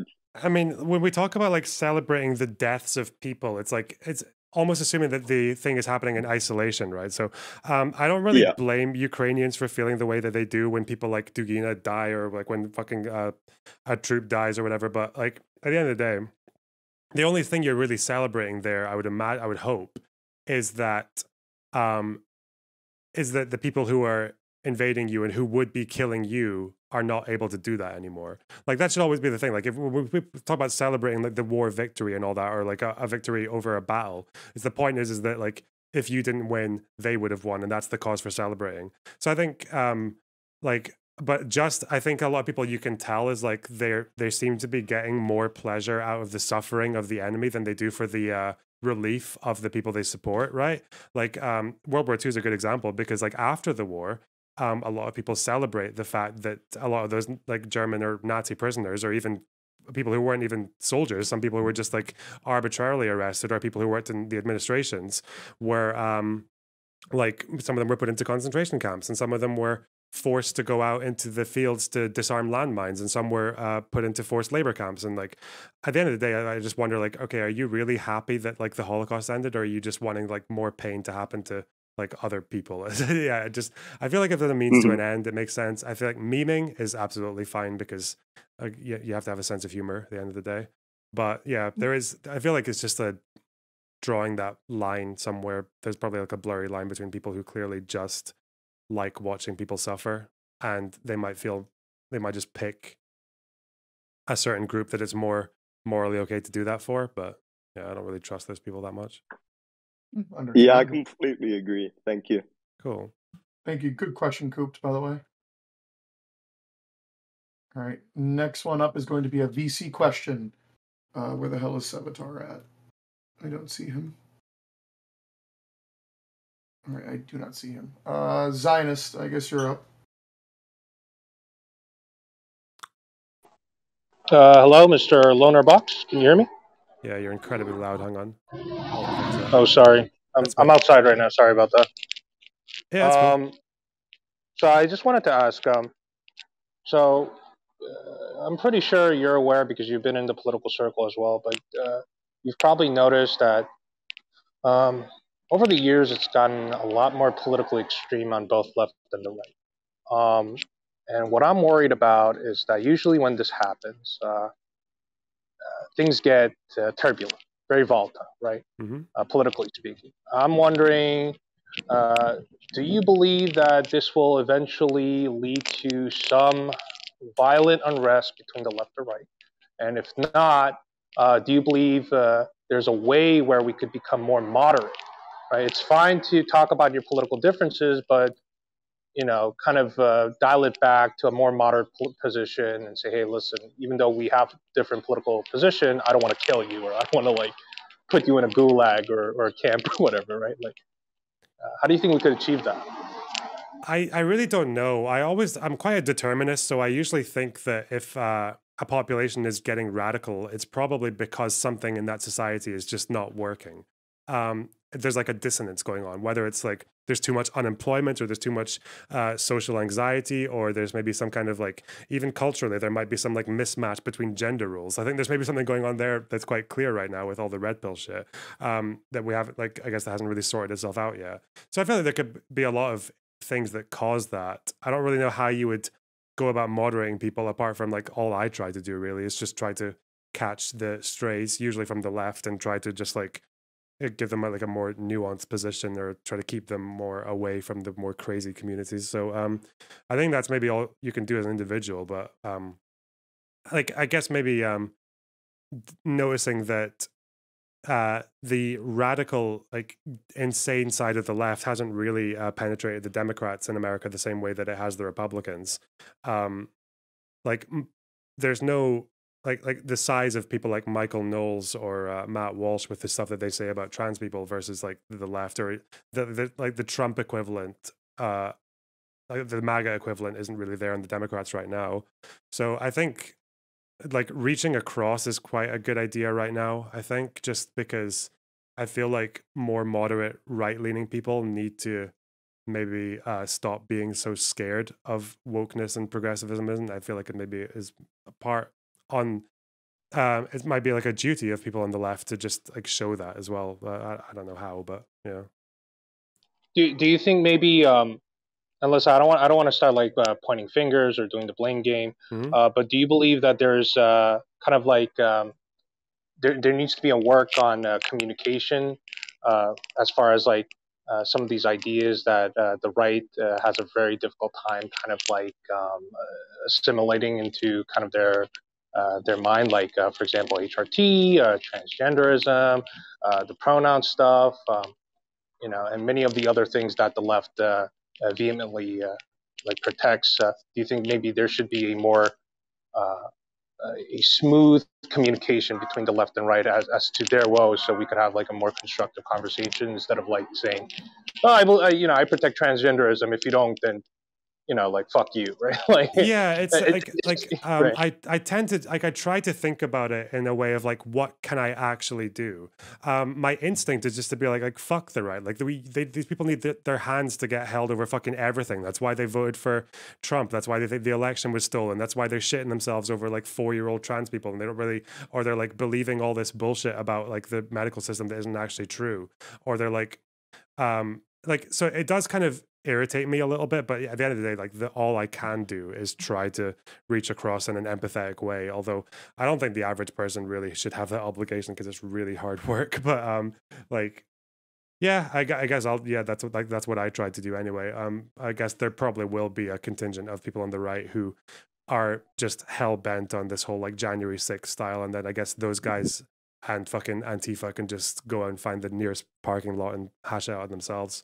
But as soon as much as people are willing to talk in good faith, like I'll do my bit there. Yeah. No, sorry. I honestly think I don't, and this is going to be my last point. Then because there's other people that want to ask a question. But I honestly think social media. I know a lot of people use that. I think that had a tremendous effect on how we communicate. Like back in the days before social media, we used to sit down, we used to look at each other face to face and kind of have that kind of human interaction back and forth, uh, and form some empathy, even though we would be politically different. But I feel like because with the ease of anonymity today, whether you're using like Discord, Twitter, whatever social media platform, we've kind of like disregarded the human aspect of each political spectrum, and we've just demonized them, saying that like they're no good, and they need to disappear. When at the end of the day, we're all humans, right? Yeah. Like we're all just trying to, even though we disagree on the solution to these problems, we're all trying to have this like goodwill approach to trying to solve these problems in the first place. It's just that we disagree on what the solutions are. Yeah, I feel like social media has just kind of like ruined that relationship that we used to have. Maybe in some ways, but it's also definitely incentivized people to be more radical because radical messaging gets clicks. But it's like, also back in the day, actually communities that were very close to each other physically never saw each other at all, right? Like there was like all these distinctions between like rural and urban that might have been even worse back then. It's not as if like face-to-face interaction stopped like the Nazis coming into power, or even like in the 60s when the left were like a massive friend to the left were just wanted to join like the Soviet Union and shit. I feel like so radicalism never really went away there either. So yeah, I don't know if that's necessarily. I think it maybe changes the nature of the problem. I don't think it really introduced anything especially new. Like radicalism has always been there. But as far as coming back to what you said earlier, I think as much as like all left wingers can do, really, at least advocates, is just advocate in the best way possible. And I feel like we do kind of go down this path a lot where progressives think that what they believe is like all settled, right? As if like they think like the idea for like transition for kids is like just completely settled in the public, when actually like more than 50% of people think it's kind of weird. So but like you can't just like ban people or like disown people for believing that stuff. Like yeah, they're like the work still needs to be done with convincing people. If not like yeah. I mean, actually, I got a genuine question about that part in particular. So, there are parts that are somewhat irreconcilable, at least within elements of the left, and I don't necessarily know how they can really come together on it without like alienating or pretty much excising parts of the group, which seems to have been the case. So, the easiest one and the most apparent one is the idea between trans exclusion or trans acceptance by second and third wave feminists, and later on fourth wave feminists believing that the idea that gender is a complete social construct, and that the power dynamics are different. So the idea is whether or not excising TERFs as a whole, as well as sex-based power dynamics in favor or in lieu of gender-based power dynamics. Yeah, that's something they could come to grips on, or yeah, because I think of course there are some people who will just never be reconcilable. I think even like the Michael Knowles types would fall into that quite well. 'Cause if you don't think trans is even like a real category, and should be eradicated from public life, okay, like there's probably no amount of arguing that's going to convince you out of that. Same with like the MAGA sides as well, right? I don't think a lot of them can be like pulled over either. I think that's just where I guess people on the left or the progressive side just need to grab more normies and cement it into and just fight to have like that position cemented into like either law or constitution or whatever. It's like the Civil Rights Act, you know, like not everyone needed to be on board with the Civil Rights Act. There just needed to be enough to get it to get it in place. So I think, yeah. Well, I'm not talking about the idea of like policy decision. I Okay. mean, like in the idea that, like, for instance, the concept of like sex-based power dynamics is a left-wing concept, and those like second and third wave feminists are indeed like left-wingers, or plenty of them are left-wingers. Yeah. So what I'm trying to get at here is how do you reconcile that element of both the left trying to, you know, keep the peace and try to make sure that people are, you know, fighting for the cause, when you have certain elements of it that are completely antithetical to each other, is what I'm getting at. Yeah, okay. So you could either go into a really insane philosophical biological question about how socially constructed sex is. That's probably a lost cause. I wouldn't do that. So what you could maybe also do is maybe just look at why like the sex-based or the trans exclusionary feminists, like why they think the way that they do. 'Cause I think a lot of it is like, I think a lot of the threats that they identify just aren't there. Like the bathroom shit or the like all that stuff, or like even, you know, J.K. Rowling opened up a shelter for only cis women, for like a crisis center, and she had to get it pointed out to her by the person that administrates all the crisis centers in Scotland that women's shelters have been catering for trans people for over 15 years, and we have had no instances of abuse, no instances of like a guy going in there in a dress to like bully women or whatever the fuck, like none of that. So I think it's just things like that, maybe taking it to a more practical place than the philosophical, because I guess the philosophical question just is endless, but yeah, I don't know if that helps. Shit. No, it does. It does. Because it literally is like, take the idea of like, you know what, divorce the concept of philosophy and keep it routed in the room, like in the area of solvency and policy. I think that's probably the better way to do it, I think. Yeah, because if someone is philosophically like so sex-based that they can't accept that trans women are women, let's say there's that person exists, but let's say you can convince them to support gender recognition laws where it's easy to get your gender recognition certificate, or where they get them to support pronouns, or get them to support trans healthcare, and get them to, at the end of the day, then if they just have this like lingering thought in their head, I don't really know if I care that much. So, and I've seen that in real life, like the amount of people I know who like support every single trans right there is, even down to like the puberty blockers and all that shit, like but they just don't think trans women are women. They just don't get it. And I'm like, okay, that's like a problem for another time, you know? Yeah. So I don't think that bridge when we get there. So yeah. I just wanted to really quick just ask one more question. Sorry, I'll be really quick. But just on the topic of like the Harry Potter thing, I know the new game, I forgot, it was like something Legacy, Hogwarts Legacy. Game? Yes. So unfortunately, like I understand that it's quite political, but there are some people that do find out when like someone is playing that game, they start belittling them. Yeah. Like that. Right.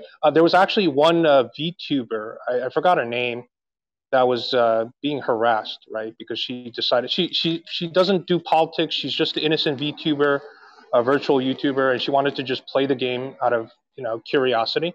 And she got thousands of death threats and people telling her like she's wrong and stuff like that. And recently she decided, because of the harassment, that she didn't say that was the official reason, but she decided that she was just going to retire from VTube.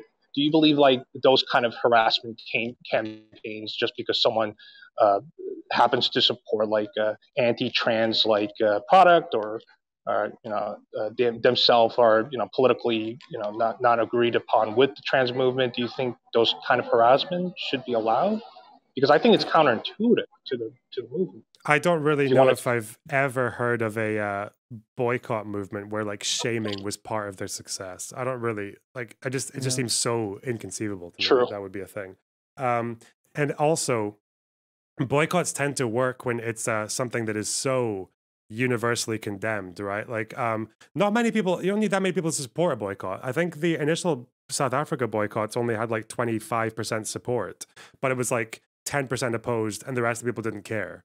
When it comes to like a video game that that might be giving royalties to someone who doesn't even tends to, most of her transphobia comes from her messaging on Twitter, right? Not from like the projects that she funds, even though I guess some of her money goes to that. It's not like she's lacking for money. So it's not like this game was like directly funding like the anti-trans project like de facto, you know. It was like very indirect. I don't even know if I would call the game transphobic. The character selection was quite trans inclusive, actually. But yeah, I don't know. The VTuber, was this the VTuber who Vosh called a Nazi? Is that the person?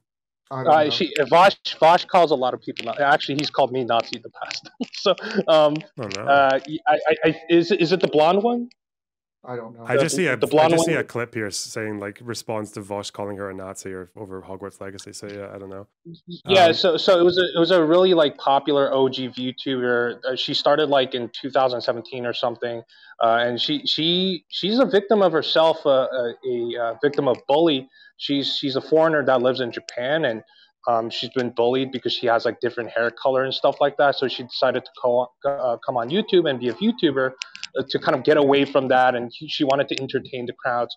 And then when she was faced with this kind of like trauma again, because like all these people online started to like criticize her for playing Hogwarts Legacy, like she just decided to quit as a VTuber. And I think that's absolutely unfortunate. I think it's if you really wanted to make a point that like, hey, listen, trans people are here, and you wanted to kind of like convince people, like even though logic is very important in kind of like conversations and debates, we're all human beings, we have emotions, right? And I think what some of these people, I'm not saying all trans people are like this, but some of the very malicious type of people that kind of told her to kill herself and you're worthless and how dare you say something like that, right? Like essentially bully her online. I think it's very counterintuitive to the movement, and it doesn't really communicate or have like constructive conversations.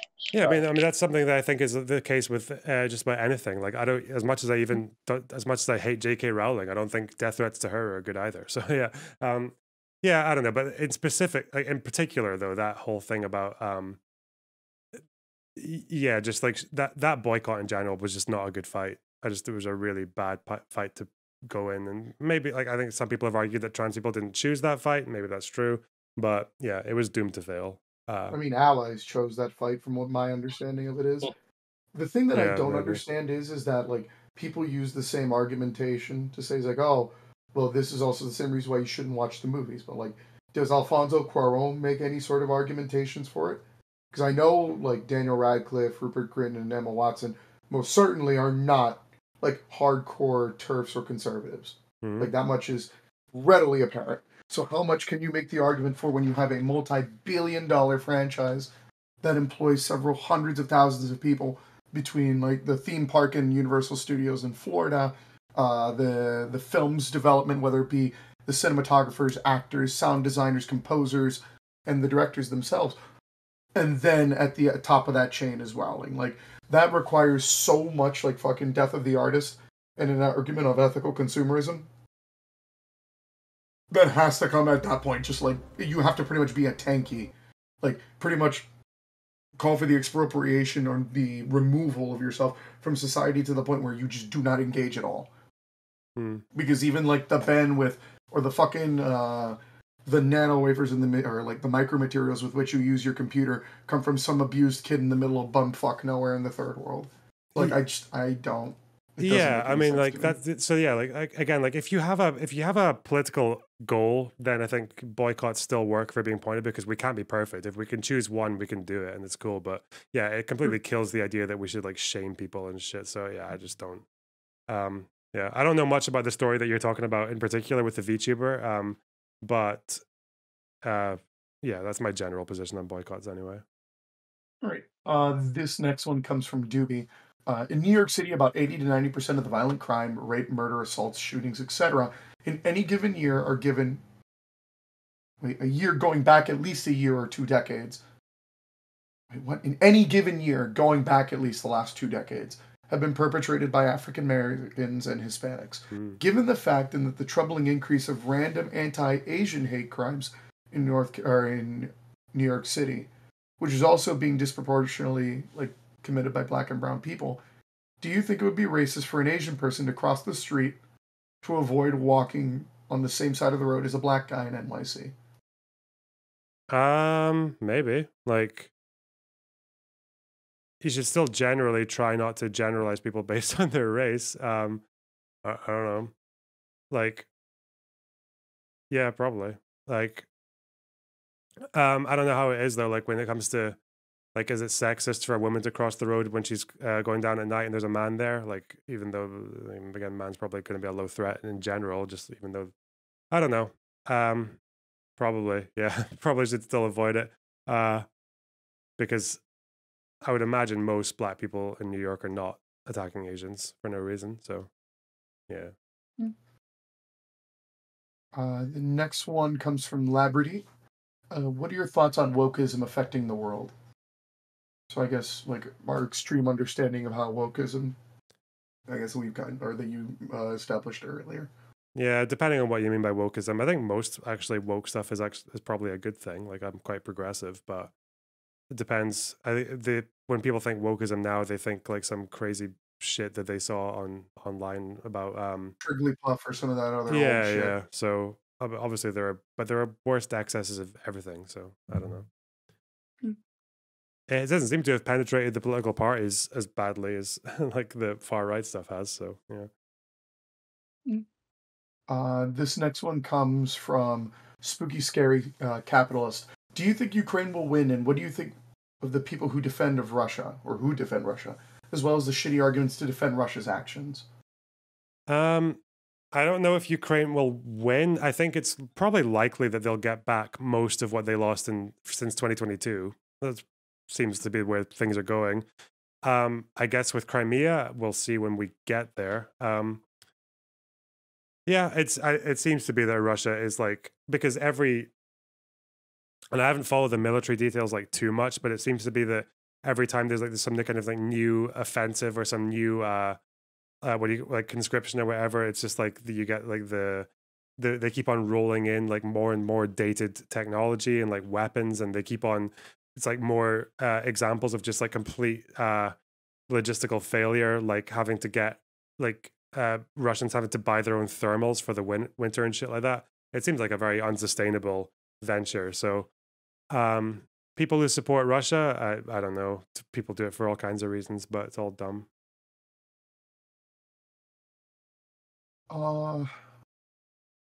What do you think, or would you be in favor of raising the age at which one can legally star, Jesus Christ. All right, I'm sorry about that.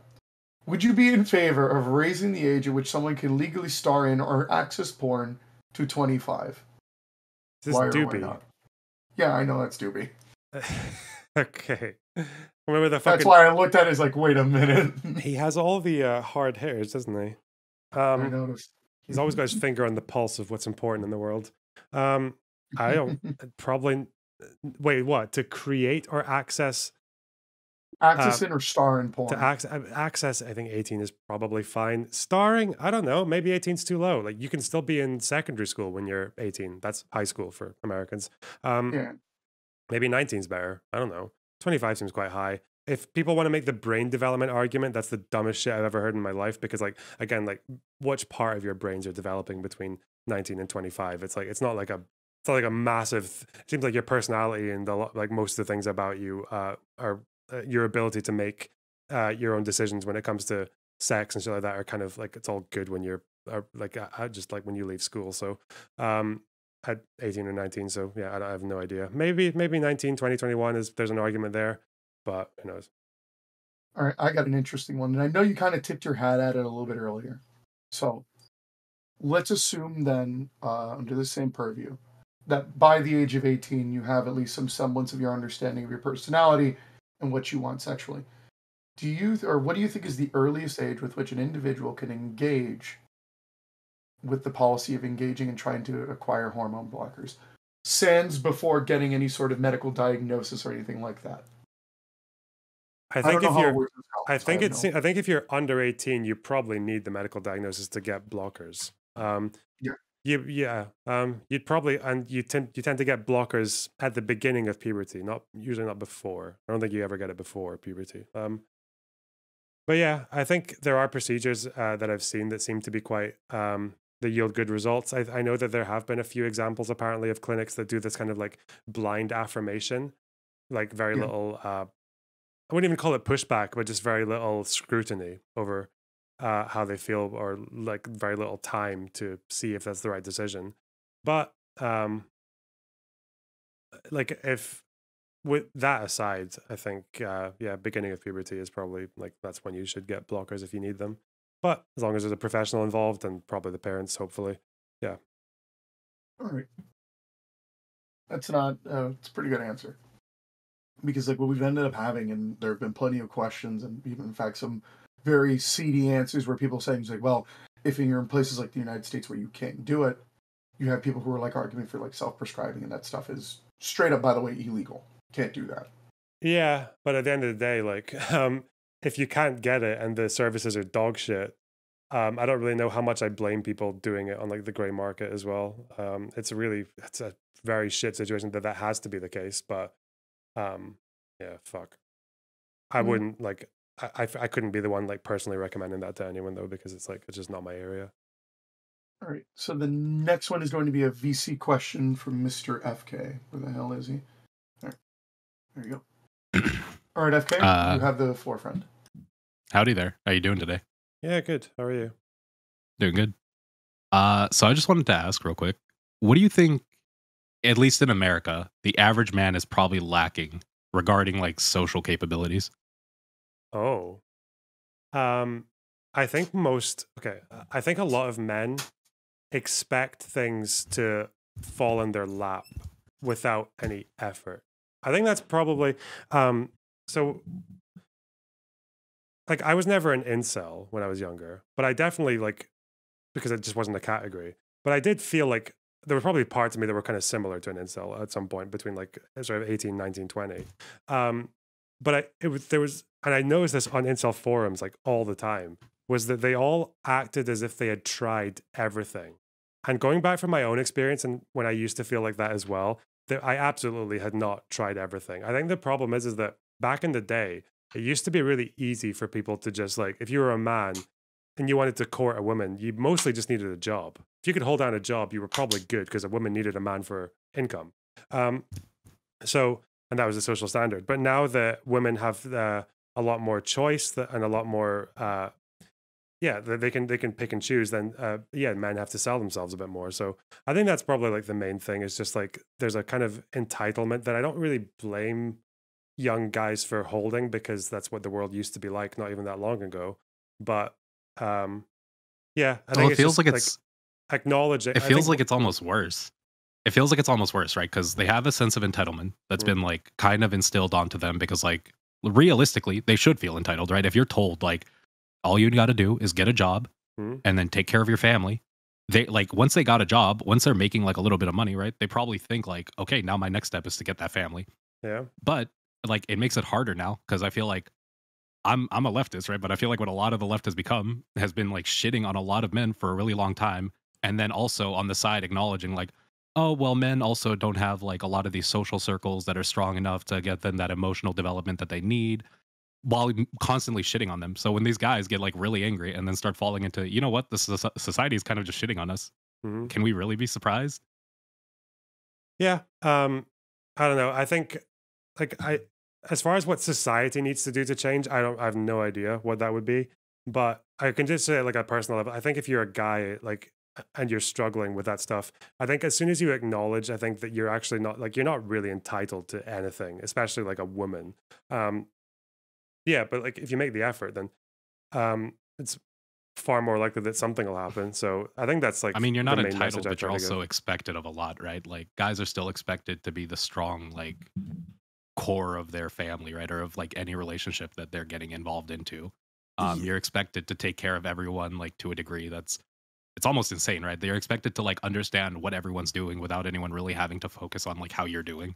I mean, maybe, but like if you go into progressive communities or even just like depending on where you are, that might be the opposite. I feel like a lot of cases, like women have to deal with this problem that like every guy that they know sees this like tries to like turn them into like a fucking therapist because they expect women to be the emotional like arbiters of like truth and shit like that. So yeah, I feel like it can work both ways in that sense, but yeah, like you don't need to hold down a family or any of that shit. Like if anything, I feel like that expectation is maybe starting to go away because people want to have kids a lot later. And if you're like a young guy, and I imagine most of this happens to young guys, then I guess what you need is like you just have to be like respectful, a bit confident, maybe have something interesting about you, like a hobby or something. And of course, you actually just need to, put yourself out there. Like however you do it, like I feel like there's a lot of like that incel from England. Actually, I think one of his big turning points was he went to the gym and he actually got like quite big,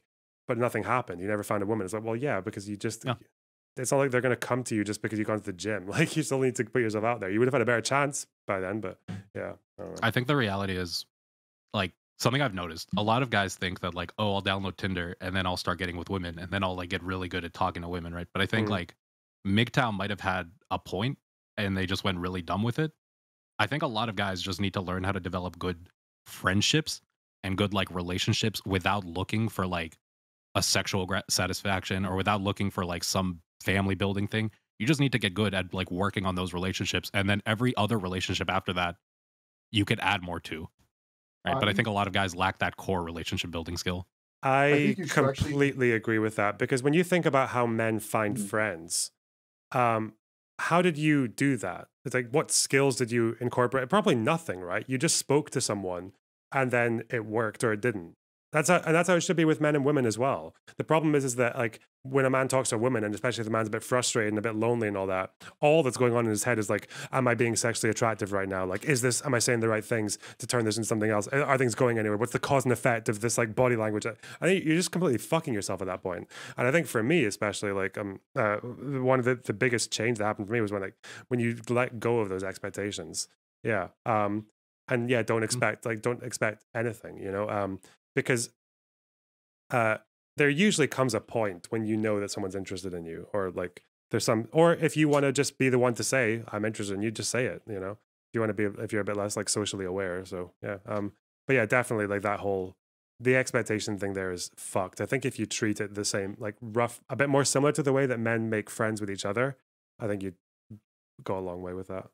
Yeah, I think then what you do, right, is first of all, a lot of men are really bad at making friends with each other too, right? Like we got friendships, but they're not that deep. I think you have to get good at your friendships. You have to start learning how to first understand your friends, because that's a really group of people you can like start like picking into, seeing how they work, seeing like what they enjoy, what they don't enjoy, and then just extrapolate those skills onto other people, and then you just add on new skills, right? You practice like, okay, well, I can make friends, but like how do I make these relationships like more intimate, right? And you just like move forward from there with small steps. Yeah. Do you guys think that should be something that like, and I kind of disagree with both of you. I think before you go and you try to make friends with others and try to flesh out deep relationships, you should understand who you are first.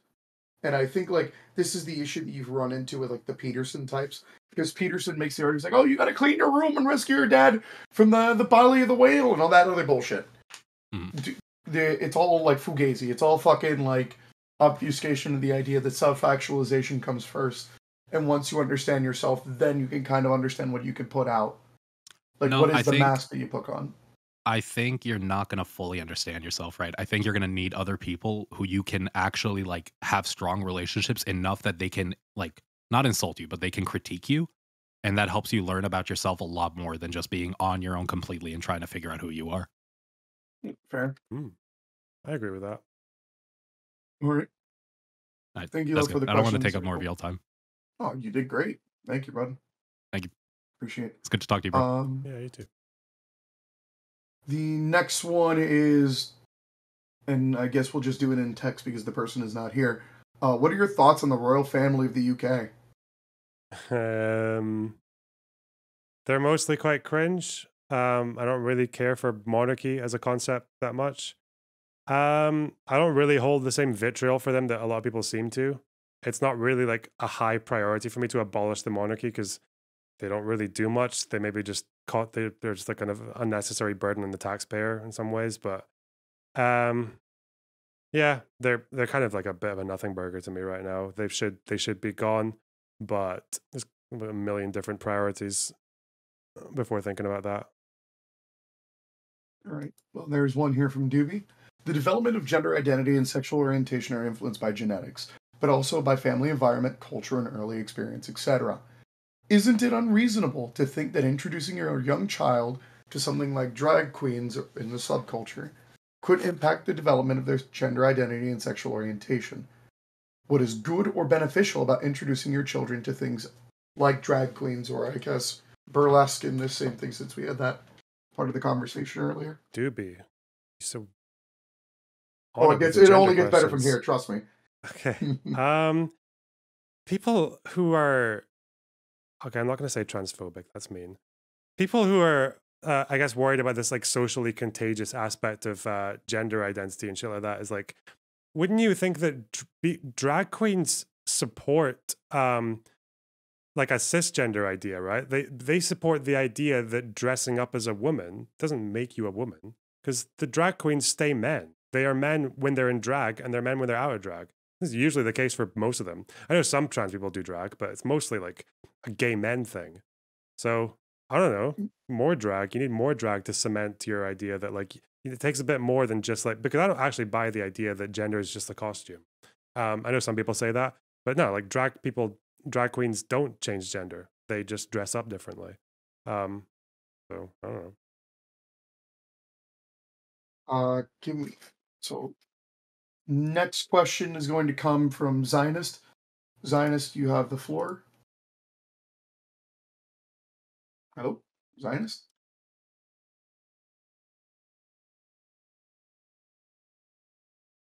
I guess he's not here. We'll get. Sorry. I had myself muted. Sorry about that. So yeah. First of all, I just wanted to ask. Are you religious by any chance?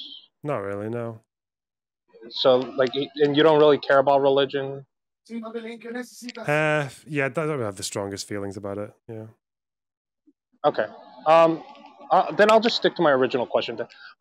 So, as you know, Andrew Tate is a very popular kind of celeb for a lot of young kids. So why do you believe that a lot of these young kids nowadays, they gravitate towards like Andrew Tate? Do you think there's like a lack in like a father figure at home, or well, what do you think it is where people are just going to it for kind of these life advice? It might be that because he is everything. Ironically enough, he is everything that young men are programmed to want. He's the ultimate end goal of the like final boss of the Matrix, right? Like when you're a young guy, you're told get rich, get loads of women, flaunt it in the most shameless way possible. He's just like, yeah, he's the ultimate fucking Matrix drone bot, whatever the fuck people call them. Yeah, he's just like the fucking nucleus of that way of thinking. So yeah, I guess it makes sense. When I was a kid, it was like The Rock or Arnold Schwarzenegger, these like ultimate men and shit. I guess the problem with Andrew Tate is that he's a lot more morally dubious than that because he's actually like a real person. He's not just a character. Although I think a lot of people like him as a character rather than what he actually said. I don't know. I think there was also a problem of like alienation and a kind of problem in that like women's gender roles have changed to women's benefit for the most part in the last 50 years, like independence, growing as a person rather than just being like a fucking baby vessel or whatever the fuck. Whereas for men, it's like, well, it's harder to get a woman. You're probably not going to hold down the same job that'll support a family of you and 2.5 kids for the next 50 years. So I think there's just like a void there that's filled by people who offer these like easy answers like Andrew Tate. Yeah. What do you think is if not Andrew Tate, then what do you think is a good role model for young kids? or That's who a or what? really good question. I think like a guy who's got like I don't know, like I feel like a guy who's just got some like anything to offer, like in the way of like talent or something like that. Because I know a lot of like people's heroes when I was young were like musicians, right? Or like some kind of like or actors or things like that. So I think maybe there's more in that, or like maybe there should be less of a blurring between characters and real people. Because like when I was a kid, my hero was like The Rock, right? But I was never going to become a fucking wrestler. I never wanted to become a wrestler, right? It was like I knew kind of that you're suspending disbelief there. Um, I can't think of any specific examples right now, but like when I was a kid, again, like as well as The Rock, it was a more realistic one, like an actual like I want to follow in these like footsteps, I guess, where um yeah, like musicians, like I guess like bands, like the Beatles or like fucking Kurt Cobain and shit like that, because you know you could pursue something with that, you could do something with that. So I think that Yeah, should but probably come back again. yeah, but like I feel like those kind of examples, like for example, Rock, he's more of like a celebrity. He's an actor. Hmm. Maybe you were talking about musicians. You were interested in musicians. They're more like specifically catered to certain kind of like areas. Yeah. But I feel like what made Andrew Tate so popular was that he was like he was like a giant net pretty much. He was very like generally imposing his kind of worldview and life values and his success to all these kids that unfortunately I think there's kind of like a lack of like maybe a strong father figure in their life or some Yeah. kind of like some community to kind of guide them in a different way than because a lot of these kids nowadays they're on TikTok, right? That's what they do a lot. Hmm. They probably spend a lot more time on the internet and TikTok than spending time with their family or their father or grandparents. And I think it's like it was inevitable for these kids to just like fall in love with Andrew Tate. Yeah, it's difficult because yeah, like the guys I mentioned are a lot more niche. So there wouldn't be one like guy with this huge grand narrative on masculinity for all the men to go for, with like this very universal thing. Yeah, but I don't even believe in that as a concept. I think what should replace Andrew Tate in that case would be, I mean, hopefully like your friends or your family or a father figure or something like that. I don't really know, because I think as soon as you get into the idea of this like massive umbrella of masculinity, I think it's always going to be someone like Andrew Tate. I think that spot is just always taken by people like him. I could be wrong, I but don't think so. I've You can always have thought like that like masculinity as a concept needs to change somehow. It can't be like gotten rid of completely. But I just don't know That, what that's that new thing is going to that's be. gonna be you that's have gonna be very difficult. I'm not sorry, even. sorry, We've so I done wanted this to say. before. We literally have done this before. Like throughout the 40s and 50s, the concept of like the prototypical person or like the person that someone ought to like subscribe themselves to is a person who like absolutely is willing to make the calls and actually defend what they believe in. Like, yeah, the Andrew Tate is no better than your modern day Diogenes, but for instance, like back in the early 2000s, people looked up to like the fire department, people who were willing to go into a situation where they knew for a fact that they may not come out, and they're doing it at the behest and like at their own detriment to protect other people. I think that's the kind of thing that people should strive to. Fuck your Andrew Tates, fuck your Jordan Petersons, fuck all those goddamn celebrities. The idea here is that a person that a young boy should strive to be is a person of principle. Hell, one of my like idols was a fictional character.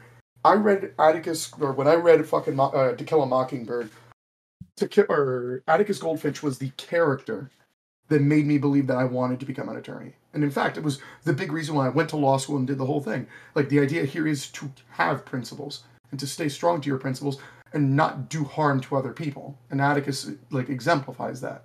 And I think that's like the kind of thing that people should kind of look forward to. Not, oh, what's going to help me, Sigma grind set my way into, success.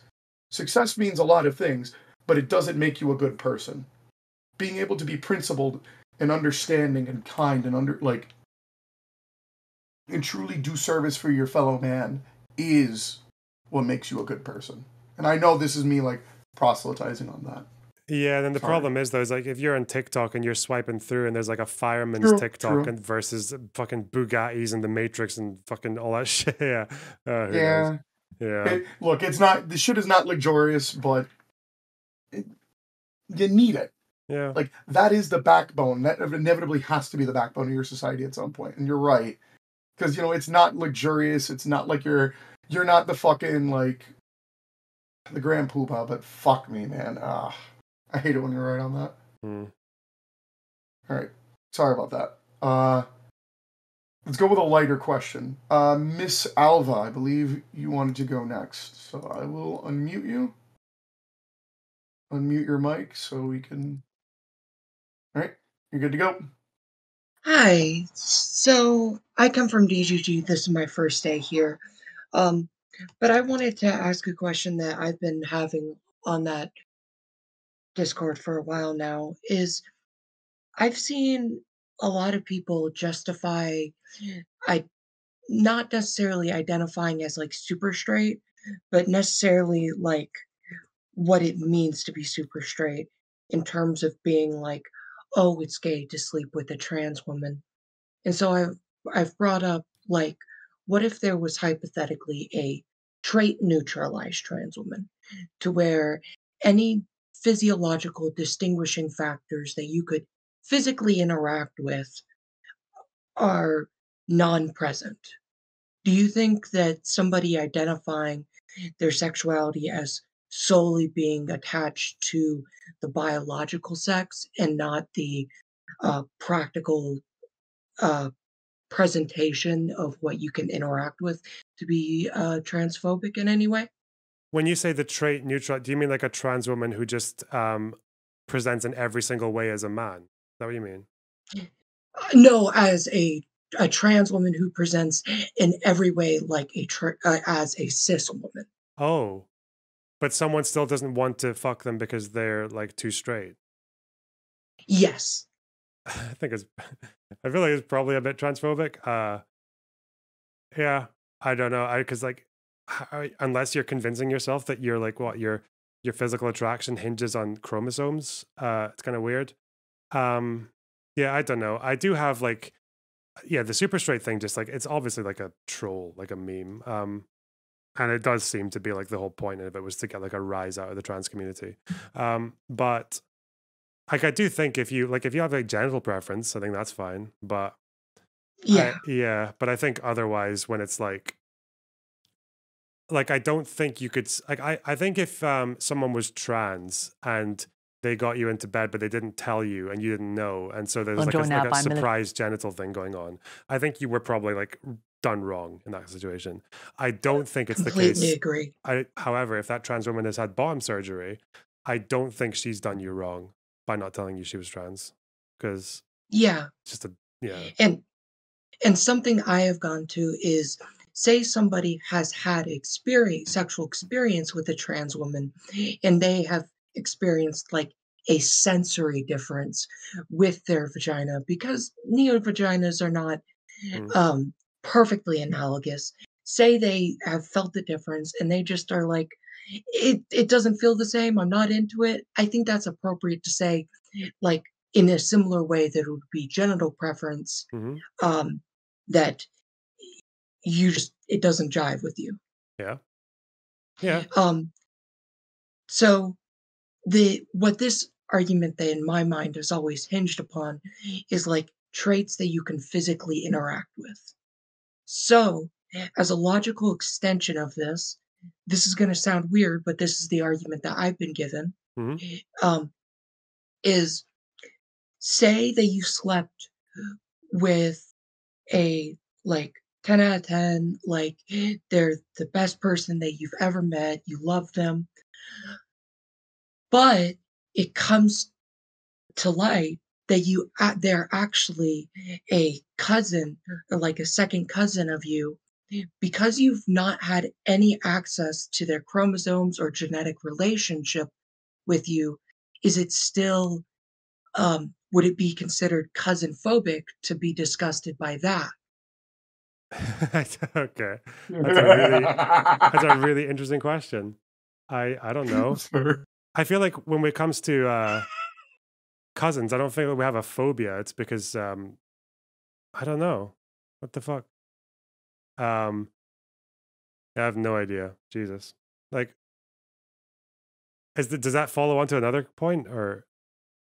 No, I just think that's like a really interesting counter because it's kind of perfectly analogous in some way. Would you be considered like cousin phobic if you developed a deep relationship with somebody over the course of like a couple years and then you find out through like family members, oh shit, they're actually like a second cousin? Would you be considered like cousin phobic in a sense I to think, yeah, actually no, I think it's different. I think it's maybe different in the sense that like cousins are not like a protected class, so it's different to be being put off by like a protected category versus being put off by a cousin. I don't know.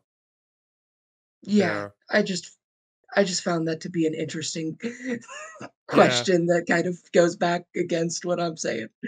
yeah. I feel like there are more rational reasons to be cousin phobic, but otherwise, I don't know.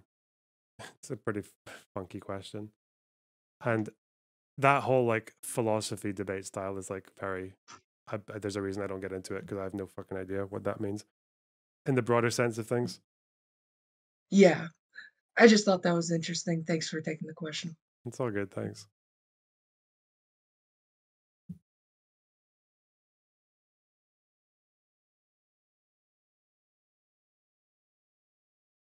Sorry, did he die? Me.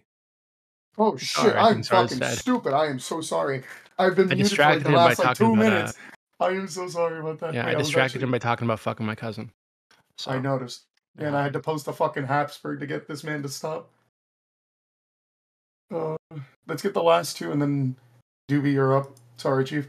Coop, do you hear, boss? Coop? If not, we'll just go to Magmas.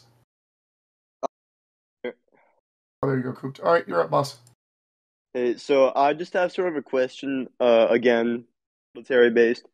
And it's on, do you think having some military history knowledge, basically just wars, military technology, all of that, is somewhat important to your own points when you're talking about foreign policy issues, such as the war in Ukraine, obviously, is an example, and also just various wars across the world where people are using military weapons that have some elements in them that date back quite a bit to other conflicts.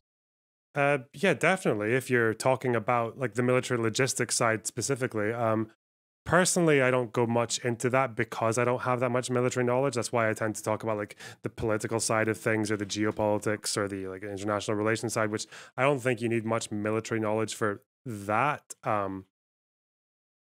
But yeah, obviously, if you were commenting on like I don't know the Battle of Kherson or what's going to happen in Bakhmut next, then yeah, you probably do need some knowledge on that stuff. Yeah. Yeah, it's sort of a question that I wanted to ask since a lot of people on the left, unfortunately, who are in the historical based content, sort of actively dismiss the field as sort of just like, oh, it's sort of just juvenile, like tanks, History Channel, But I think that's sort of unjust considering it is a pretty relevant field when you're talking about modern conflicts and even some past conflicts. A lot of themes throughout history you can trace back a bit to pretty much back to the 40s, especially when you're dealing with the Russian military. There's a reason I don't say modern Russian military. It's Yeah. not exactly. Like I've seen, oh god, like the most cringe thing I saw right at the beginning of this war was like people grabbing up maps, putting them into fucking MS Paint, and like drawing their own arrows, and like talking about the hills and the forests and fucking Gandalf and shit. I was like, and like the fucking mountains and the giant sea monsters and like yeah, like Yeah. the fucking lava lake that we need to secure I bet before that's we what can got go the around the Moskva, the sea what? monsters. But Yeah, that's what yeah, got the Moskva there. Maybe they had a exactly. bit of a point there. Yeah, so I there is value in it. I just kind of realized that I'm smart enough to know that I'm too dumb to talk about like the military logistics of each battle and shit. Like maybe I could like there are lots of good Twitter threads like from military historians and analysts who talk about that stuff, but I don't. It tends to just go in one ear and out the other for me. It's not really like a strong point that I have. Yeah. Yeah, I get that. Thank you. All good. All right. So the next one up is Magma. If independence is inevitable for Scotland, why have all Scotland's first ministers, like Alex Salmond, Nicola Sturgeon, and all of their predecessors failed at delivering referendums and stood down, without bringing the rest of the UK and Brexit into it?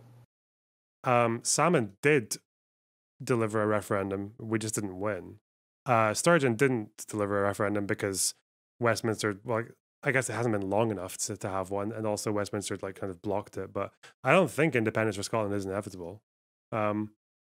It feels like the at least popular approval for it will eventually go consistently past 50%.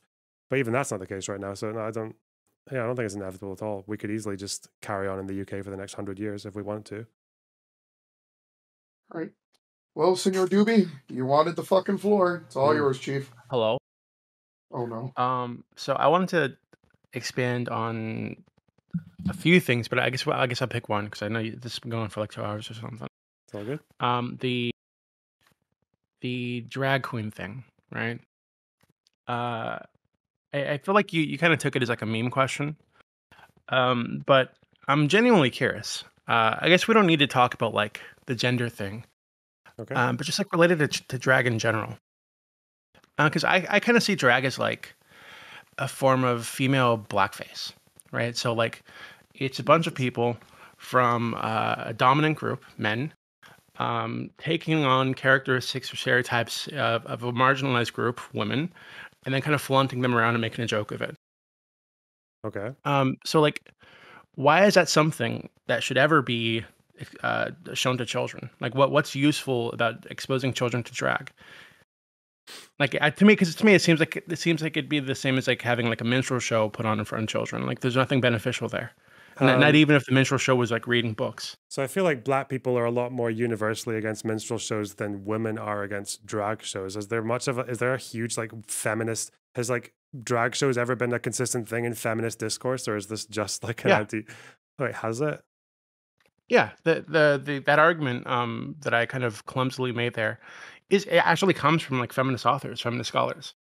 But like how drag is female blackface. It's another way that women are oppressed by the dominant group, and they have these stereotypes not only perpetuated but exaggerated. And what's also perpetuated is gender norms. Is the idea that women are supposed to be sexualized, women are supposed to wear colorful clothing and put on makeup, and put up their hair in a certain way to attract men's attention. Like, all these things are not only perpetuated but exaggerated in drag, right? So like, I don't see how you could like take it as anything but a form of like blackface. Well, no, you can take it as like a parody of a parody. You can also take it as the fact that like historically this is like it was the case that like only men could play women in some situations. So like again, you would maybe have to tell me then, because as far as I know with minstrel shows is they were tended to be enjoyed by people who didn't care that much for black people. But like the majority of audiences at drag shows are women, right? Like most men don't really give a fuck about drag shows. So I don't think that's true. I think the majority of audiences in drag shows are women? No, I think drag has a pretty large, large proportion that audience is going to be gay men, specifically. It's true that women also watch them, but black people also enjoyed minstrel shows. Black people went to minstrel shows and acted in minstrel shows, right? And that started because black people weren't allowed to act in a lot of cases, right? This is why that kind of form of entertainment, quote unquote, started. So it seems like a very similar line here. So the fact that some black people ended up enjoying the shows or taking part in them themselves doesn't really take away from the fact that historically and currently, this is just a way that gender stereotypes are perpetuated, that women are mocked, that these gender norms are pushed upon them by the dominant group in society. So what is beneficial about showing that to children? I just don't see. Well, I guess the benefit is just entertainment, like any other thing. I guess I would need to. First of all, I would need to see that the majority of drag audience members are not women. I feel like that's a pretty like. It doesn't even need to be the majority, right? It could just be like even so even if we're like 60% or 70% were women, I think that there's still a pretty huge chunk of that is going to be like gay men, right? So like I feel like that's not a controversial thing to say. Yeah, I feel like it's majority women, then probably gay men, and like straight men just don't give a fuck about drag. I would need to see some kind of like that's again like the fact that it's like it's contested when it comes to drag queens, whereas like we kind of universally understand minstrel shows to be offensive. That's why there's probably, I'd imagine, the feminist scholars who are think that it's like the same as a minstrel show are probably in a minority. I don't think I've ever seen that like very prominently amongst Well, feminists. yeah, but I mean, Um, the women. This is kind of sad, actually, the way that this kind of happens as a society. That the gender norms and the stereotypes and expectations that are placed onto women from the moment that they're born in our patriarchal society are mostly perpetuated by women, right? Who've basically been trained to love their chains, right? To feel like they need to wear makeup. They can't go outside without putting on their face. And their face is a bunch of crushed up shells and pigment and shit that they need to stick on so they don't look ugly, so they look good to the men around them. Right? They need to shave their armpits. They need to wear uncomfortable fucking heels. They need to do all this kind of stuff. Wear pants without pockets, like silly shit like this, because that's the way that women are supposed to dress, and this is pushed on them from a very early age. And yeah, they and a lot of these women end up thinking this is just the way women are supposed to be, and they put on this costume every day. And when a woman doesn't do it, they feel like they're not wearing the right costume, so they get shit on.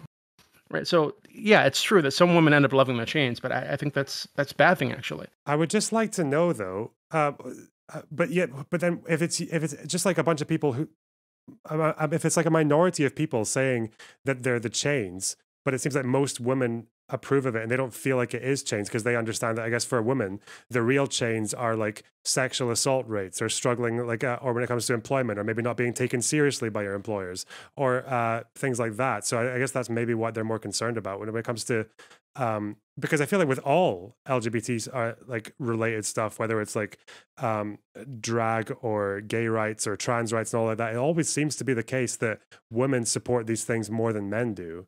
So I don't know. Wait, That's so where that's where your like analogy kind of falls apart. I don't know. so is it? I don't think it falls apart. I think all you're saying is that hey, women have been sufficiently trained in our patriarchal system. I mean, maybe you disagree. Do you think that we live in a patriarchy right now? Depends on what people mean by, but sure, yeah. Okay. Well, I think that we're like society's like absolutely a patriarchy, Mhm. right?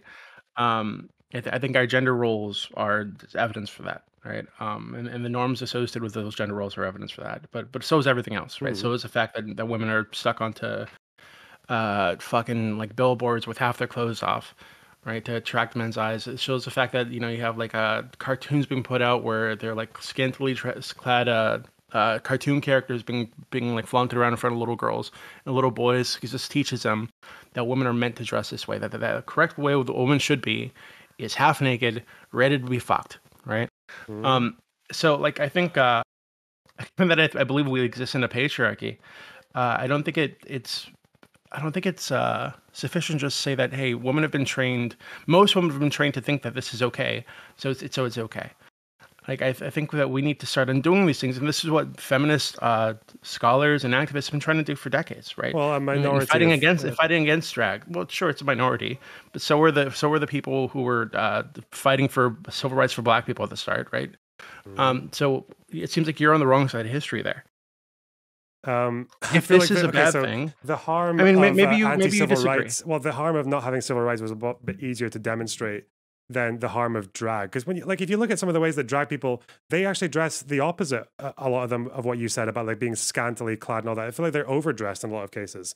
Like I'm just looking up a few Yeah, examples it's right kind of like a now. caricature of a So woman. Yeah, it's not it's a it's not even caricature of necessarily like a gender it's norm. not even necessarily a caricature of a woman. It's like its own, it's almost like its own separate thing because I don't know like Well, where I the don't think that's true. caricature of women is when they look like they have a fucking pineapple on their head and shit like that. So no, Wait, I hold on. Are you don't saying know. the drag queens, by the way, queens, that this is not like associated with the concept of femininity at all, No, it is associated, yeah, portraying but it's femininity? like it's the idea that it's like inherently like insulting women.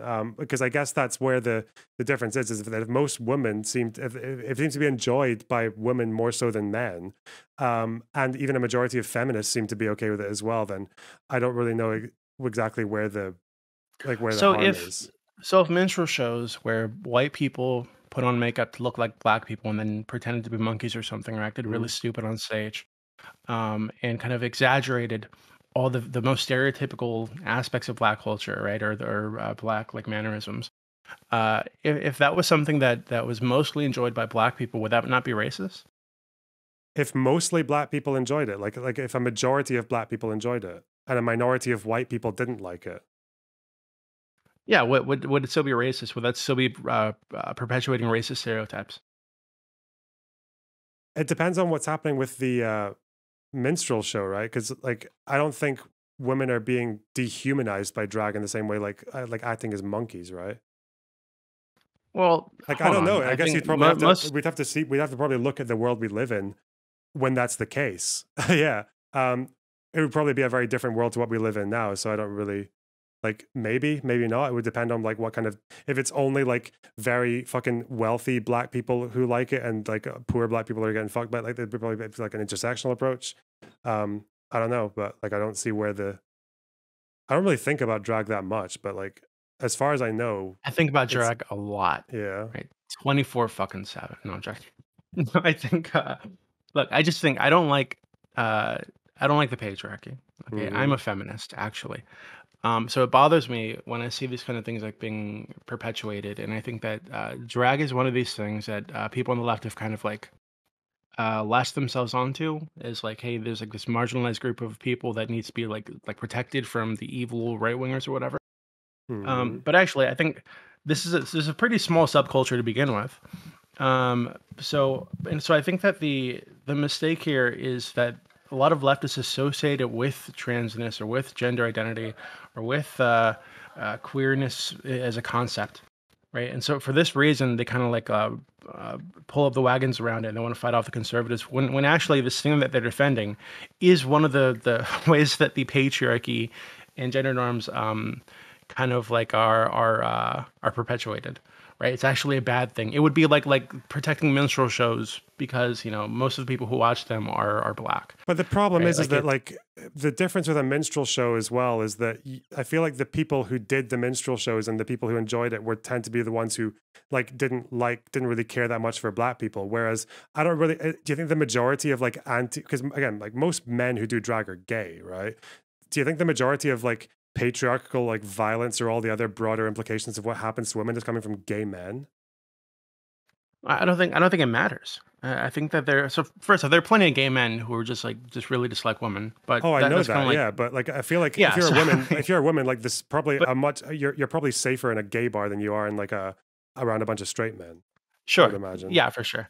Yeah, so But that's where I that think the problem is though, right? Is because as far as drag seems to go, it seems to be something that is kind of like there's a lot of consent around it. And yeah, it does overlap with the queer community quite a lot. But yeah, I think that's kind of an important how? difference. Is like I just don't see the demonstrable threat to women through drag. Like, Well, I'm not saying that there's a threat and that they're going to like hurt, like they're going to like physically assault them or something, right? I don't think that's happening. I mm, don't think that they're going to like force children to be drag. I don't think that they're going to like encourage people to beat women, but I do think mm, that what drag does, like what minstrel shows did, even minstrel shows where if you Google this, there's plenty of examples of this, where black men and black women were involved in the minstrel shows, where they acted in the minstrel shows. So in the same way that those shows perpetuated stereotypes and contributed to like a bad atmosphere, a bad understanding of black people, I think drag queens do the same thing, right? In that they perpetuate these gender norms, they perpetuate the idea that women are supposed to be sexualized. Um, so I don't understand again what's beneficial about showing that to children, right? So if you just have this like if adults wanted to interact with this, sure, I think it's weird, but sure, right? But I don't understand why anybody on the left would defend showing that specifically to children, right? There are plenty of other people that can read them stories or do whatever. Like what is good about this subculture specifically that leads us to defending them being put in front of children? because you say it's about perpetuating gender norms when it's actually doing the opposite. It's breaking gender norms. It's saying that like men can dress up as women to put on a show, but like we still acknowledge that they're men. It's not like they're becoming women by doing the thing. So we're actually saying that gender is like there's more to your gender than just like the costume that you wear. And then it also maybe gives the idea that like if a woman wants to like dress up as a man and that's what makes her feel comfortable, she can do that as well. I don't know. It's just like it's like an artistic expression. It's just that's why I just don't think it's the same seem to have the same effect as minstrel shows. Because typically the people who enjoyed minstrel shows were racist, and that's whereas the people who seem to enjoy drag shows are probably like the least threatening people in society when it comes to women's safety and shit like that. So, yeah. So I disagree with that, but I guess I just want to like focus on the core thing that I asked there was, what about this specific thing, right? About drag queen subculture, which is a small subculture within the U.S. at least. I don't know about anywhere else. What about this specifically is so good or so like beneficial to children that we should promote drag queens reading them stories or doing whatever, painting with them? I don't think there should be like an affirmative action for like drag queen story or anything. I think it's just the kind of thing that it seems to be entertaining to some kids the same way. If to me, it's the same reason you would put Disney in front of a kid or like a clown show or whatever, or like a magic show. Yeah, that's all I see it as. I just see it as like a form of entertainment. You just said that you believe. So I disagree with this, but you said that you believe that it like breaks down gender norms and gender stereotypes or whatever. It right? can So like, do. do you think Yeah, that a child being, So do you think like a child being watching a drag show, right? I'm not talking about like people taking their clothes off or whatever, but just watching like a fashion show of like drag people, and then they like read a story or paint together or whatever, right? Which is usually what these things are. They put on silly costumes, they play games, they read stories, whatever. Like I'm not saying that they're like grooming the kids or something. Yeah.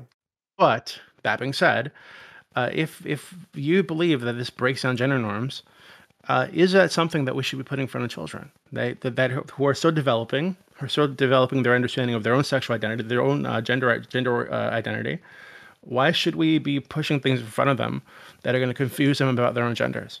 I don't think it confuses you about your gender, though, because the whole point of drag is that you don't become the gender just by changing your clothes and things like that. It's like, oh, we can say this then. We can say, like, Avril Lavigne dressed up a bit like a boy. It didn't confuse people about their gender. So, no, big deal. Do you think, because I read it was like 3 of them, actually. I read a few studies a while back, right, where they found, and there's like a big, like fucking, like, meta study on this that they did too. They found that the children who are being raised in LGBT households were far more likely to end up LGBT themselves when they became adults. Okay. And I mean like way out of the norm. For like little girls, for example, being raised, and it depended on what the makeup was, right? So if a gay man or 2 gay men raising a child or raising a boy had a lower chance to for them to be LGBT at an older age, whereas a little girl being raised in a lesbian household with lesbian mothers, they were like up to 56%. There's a 56% chance in some cases that they would end up as LGBT themselves, right, when they became adults, which is fine. Like I'm not opposed to lesbians or gay people or whatever the fuck, right? But given that seems to show to me, and I think everything that I understand about gender orientation, sexual orientation, all these things, is that it is influenced by your environment. It is influenced by your upbringing, by the culture that you're in, by everything that you experienced as a child. And that seems like evidence for that, right? These children being raised in these houses where they had like non-cis conforming parents or non like hetero parents ended up some queer in some way as adults. Like, why wouldn't we think that exposing children to drag queens or trans people or queer theory in general at a young age, right? And I think most of these children that we're seeing like kindergarten, first grade, second grade, I think it's a pretty young age. Why shouldn't we think that this might lead some of them to being that way when they're adults? And if it's true, is that a problem? if it turned out that like exposure to trans people made more kids have gender dysphoria, then maybe that would be a problem because people don't generally want to have gender dysphoria. Right. As for the other stuff, like it's really difficult. Like, okay, so if we want to do studies, we can probably schedule a proper debate on that. But I will say now, it's really hard to tell whether or not they're more likely to identify as LGBT because they have gay parents because they were going to be like that anyway, and it was just easier to come out. Or if there was something in the environment that made them gay when they otherwise wouldn't be. I don't know. Yeah, it's very hard to figure out which one it is, right? Yeah. Like, is it true that actually 56% of these little girls just happen to be queer, like just like internally, and this just made it easier for them to come out? If it's or was it, or were they 56%, influenced in that way?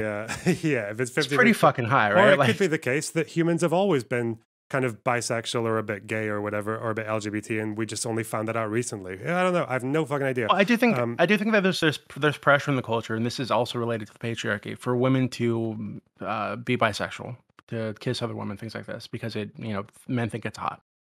I don't know if that makes them bisexual. I don't know, or maybe they always were, and they only liked it because they were more likely to experiment. I don't know.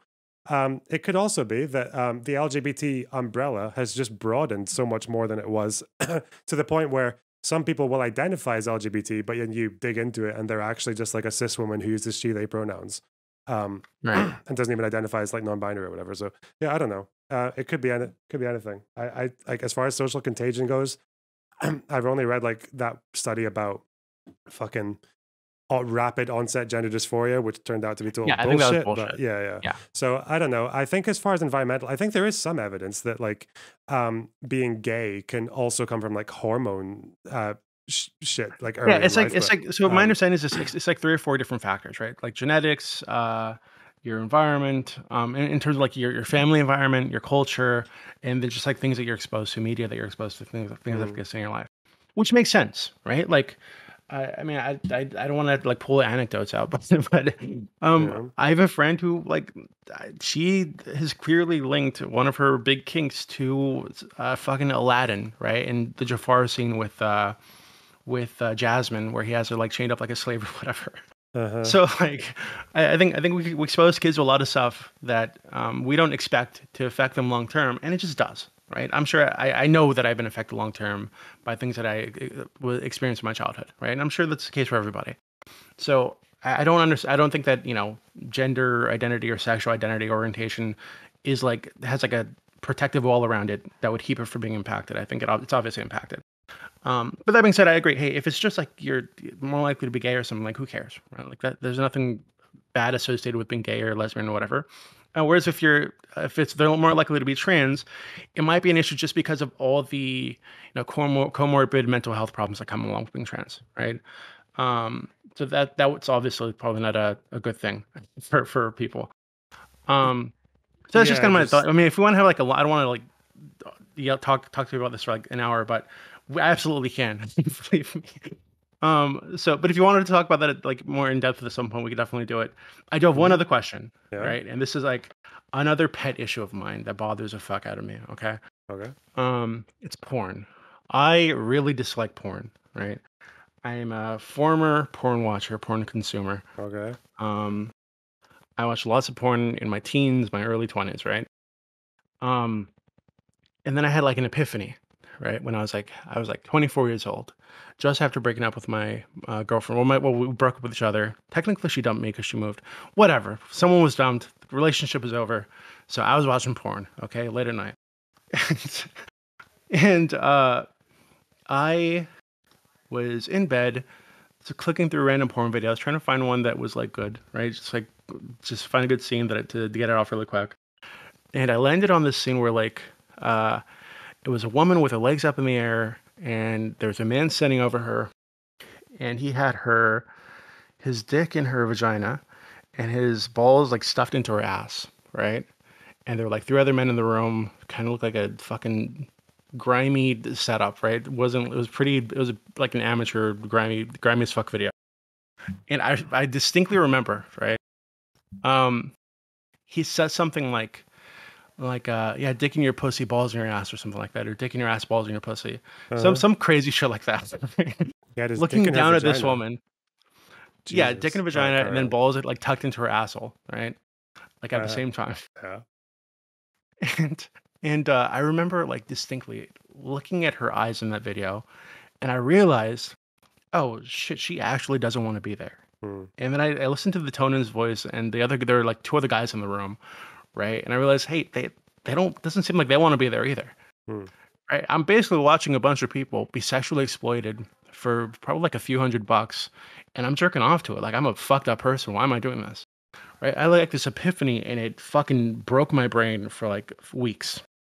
Realizing that I'd been like watching these people be sexually exploited by the system, really, at the end of the day, by the capitalist system that we live in, where they need to generate money somehow, and a lot of people feel like they don't have any other way.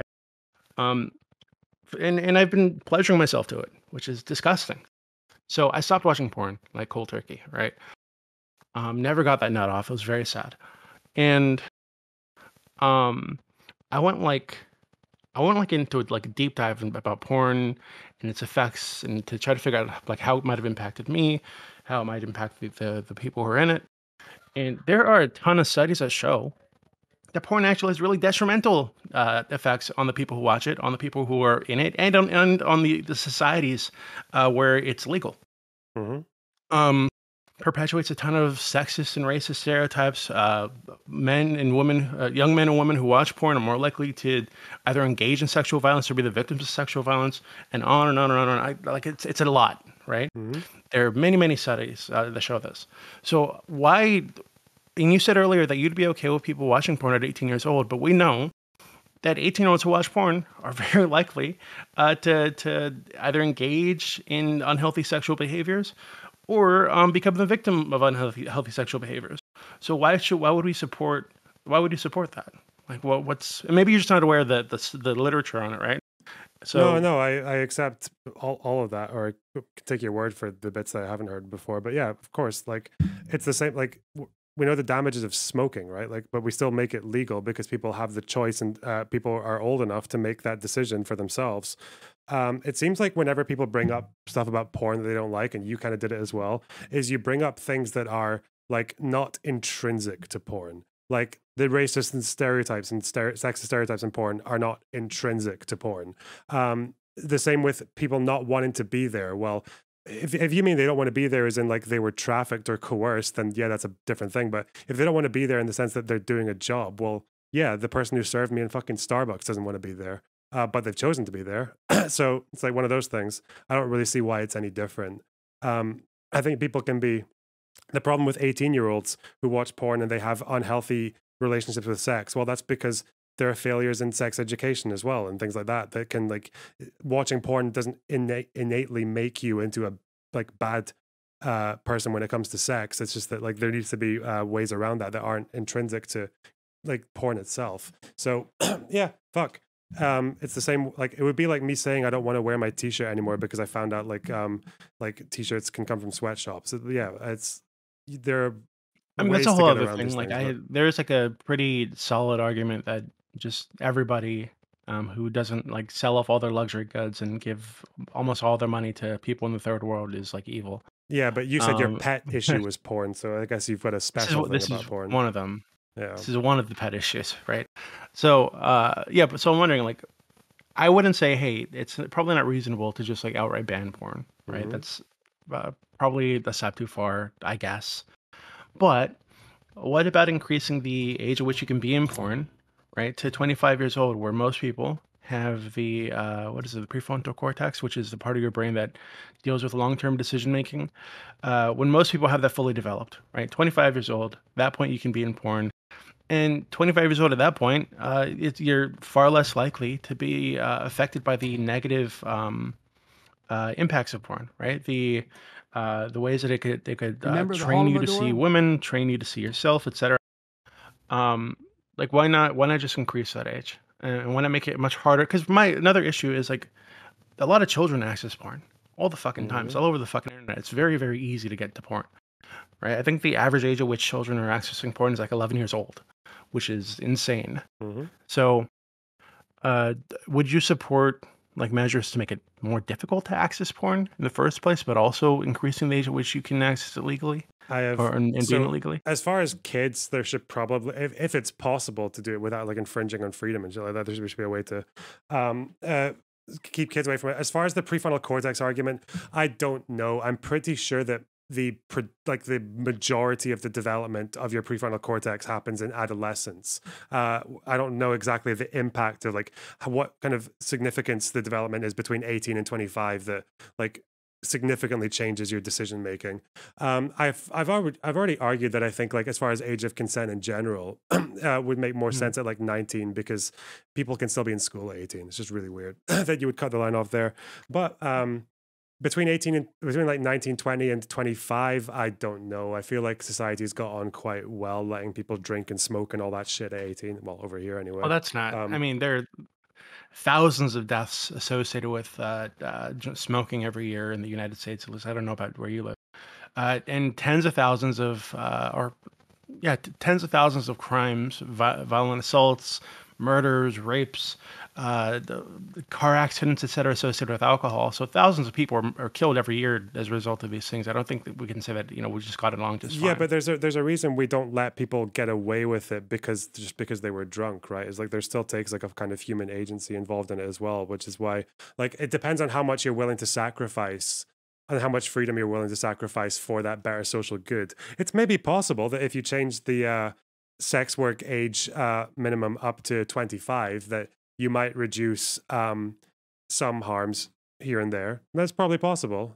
Definitely with smoking. But then it's also you'd have to weigh up how much like dissatisfaction you would get from either like the women who want to do the work and probably are capable of making that decision for themselves at like early 20s or late teens, or like the consumers. So yeah, it's just like I tend to lean towards the more like freedom one, but I guess that's like a philosophical difference, really. Yeah, I just like the concept of freedom, to be real with you. Yeah. But I'm going to throw it back to Czar. I'm going to get out of your hair, mister. Thank you for visiting us. I really appreciate it. Czar, whenever you're ready. Yeah, thanks for having me. Camp.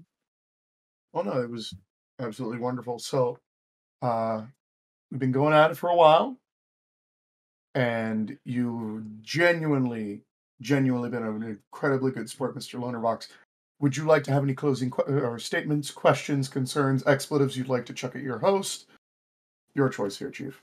No, nothing other than that. Listen, Doobie's a weird guy, but I support his journey and his weird pet peeves. Understandable. Gives good content, if nothing else. Absolutely. So, it's been a pleasure having you guys on. It's been a pleasure having you on, Mr. Lonelybox. Your video editing is actually quite good, and your content is actually quite incredible. If you guys would like to follow our guest, I believe Doobie posted his as well as his YouTube channel in the link. And if not, I will do it myself right now. So please give him a follow on Twitch and subscribe to him on YouTube if you get the opportunity. Otherwise, we'll be opening up the after room or the after AMA room so you guys can all talk. Please. So keep in mind, we'll be having a debate in about a little under 30 minutes where Neo-Federalists will be going up against Birds in the quarterfinals of the Politics Debate Server Tournament. So I'll be signing off for now, and I'll be getting you guys into the room. You guys have an amazing evening. Thank you so much for being with us, Lonelybox. You have no Lonerbox. You have no actual obligation to stay for that. But if you want to have conversations with the users, you are more than welcome to do so. So I would normally stay, but I have a sponsorship to do. But my Discord, you can find the link for under any of my videos. If anyone wants to come and speak more, they can just get the Discord, and there's a way in usually. So yeah, no problem. All right. Thank you so much. I'll be putting your channel over there for everyone to follow. So yeah, if you guys want to follow him, I'll pin it in the discussion chat. I do genuinely recommend him. His work is actually quite good. His editing skills are fucking crisp. And it is pinned. All right. Senor Doobie, could you help me make the after action room? Yeah, of course. Because I am unfortunately tech retard. That's okay, mister. See, senor. When I see you guys in Lonerbox's chat coping about the porn shit, okay? If you want to fight with me about that, just come here. I dare you. I will destroy any of you. Day, guys, go in. I will. Fight for I don't me. have all day, but I will take time out of my day to fuck you up on porn. Yes. Okay. Giga chat. All right, cool. Well, thanks a lot for Boomers. having me, guys. I'll jump off now. All right. See you later, Mister. Yeah, take care.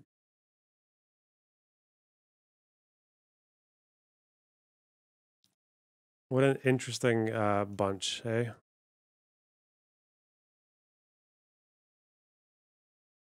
Fuck. I don't. You can tell You he's laughed in the face of your last interlocutor on this you issue. can tell Doobie has spent a lot of time working on those drag debates. Oh god.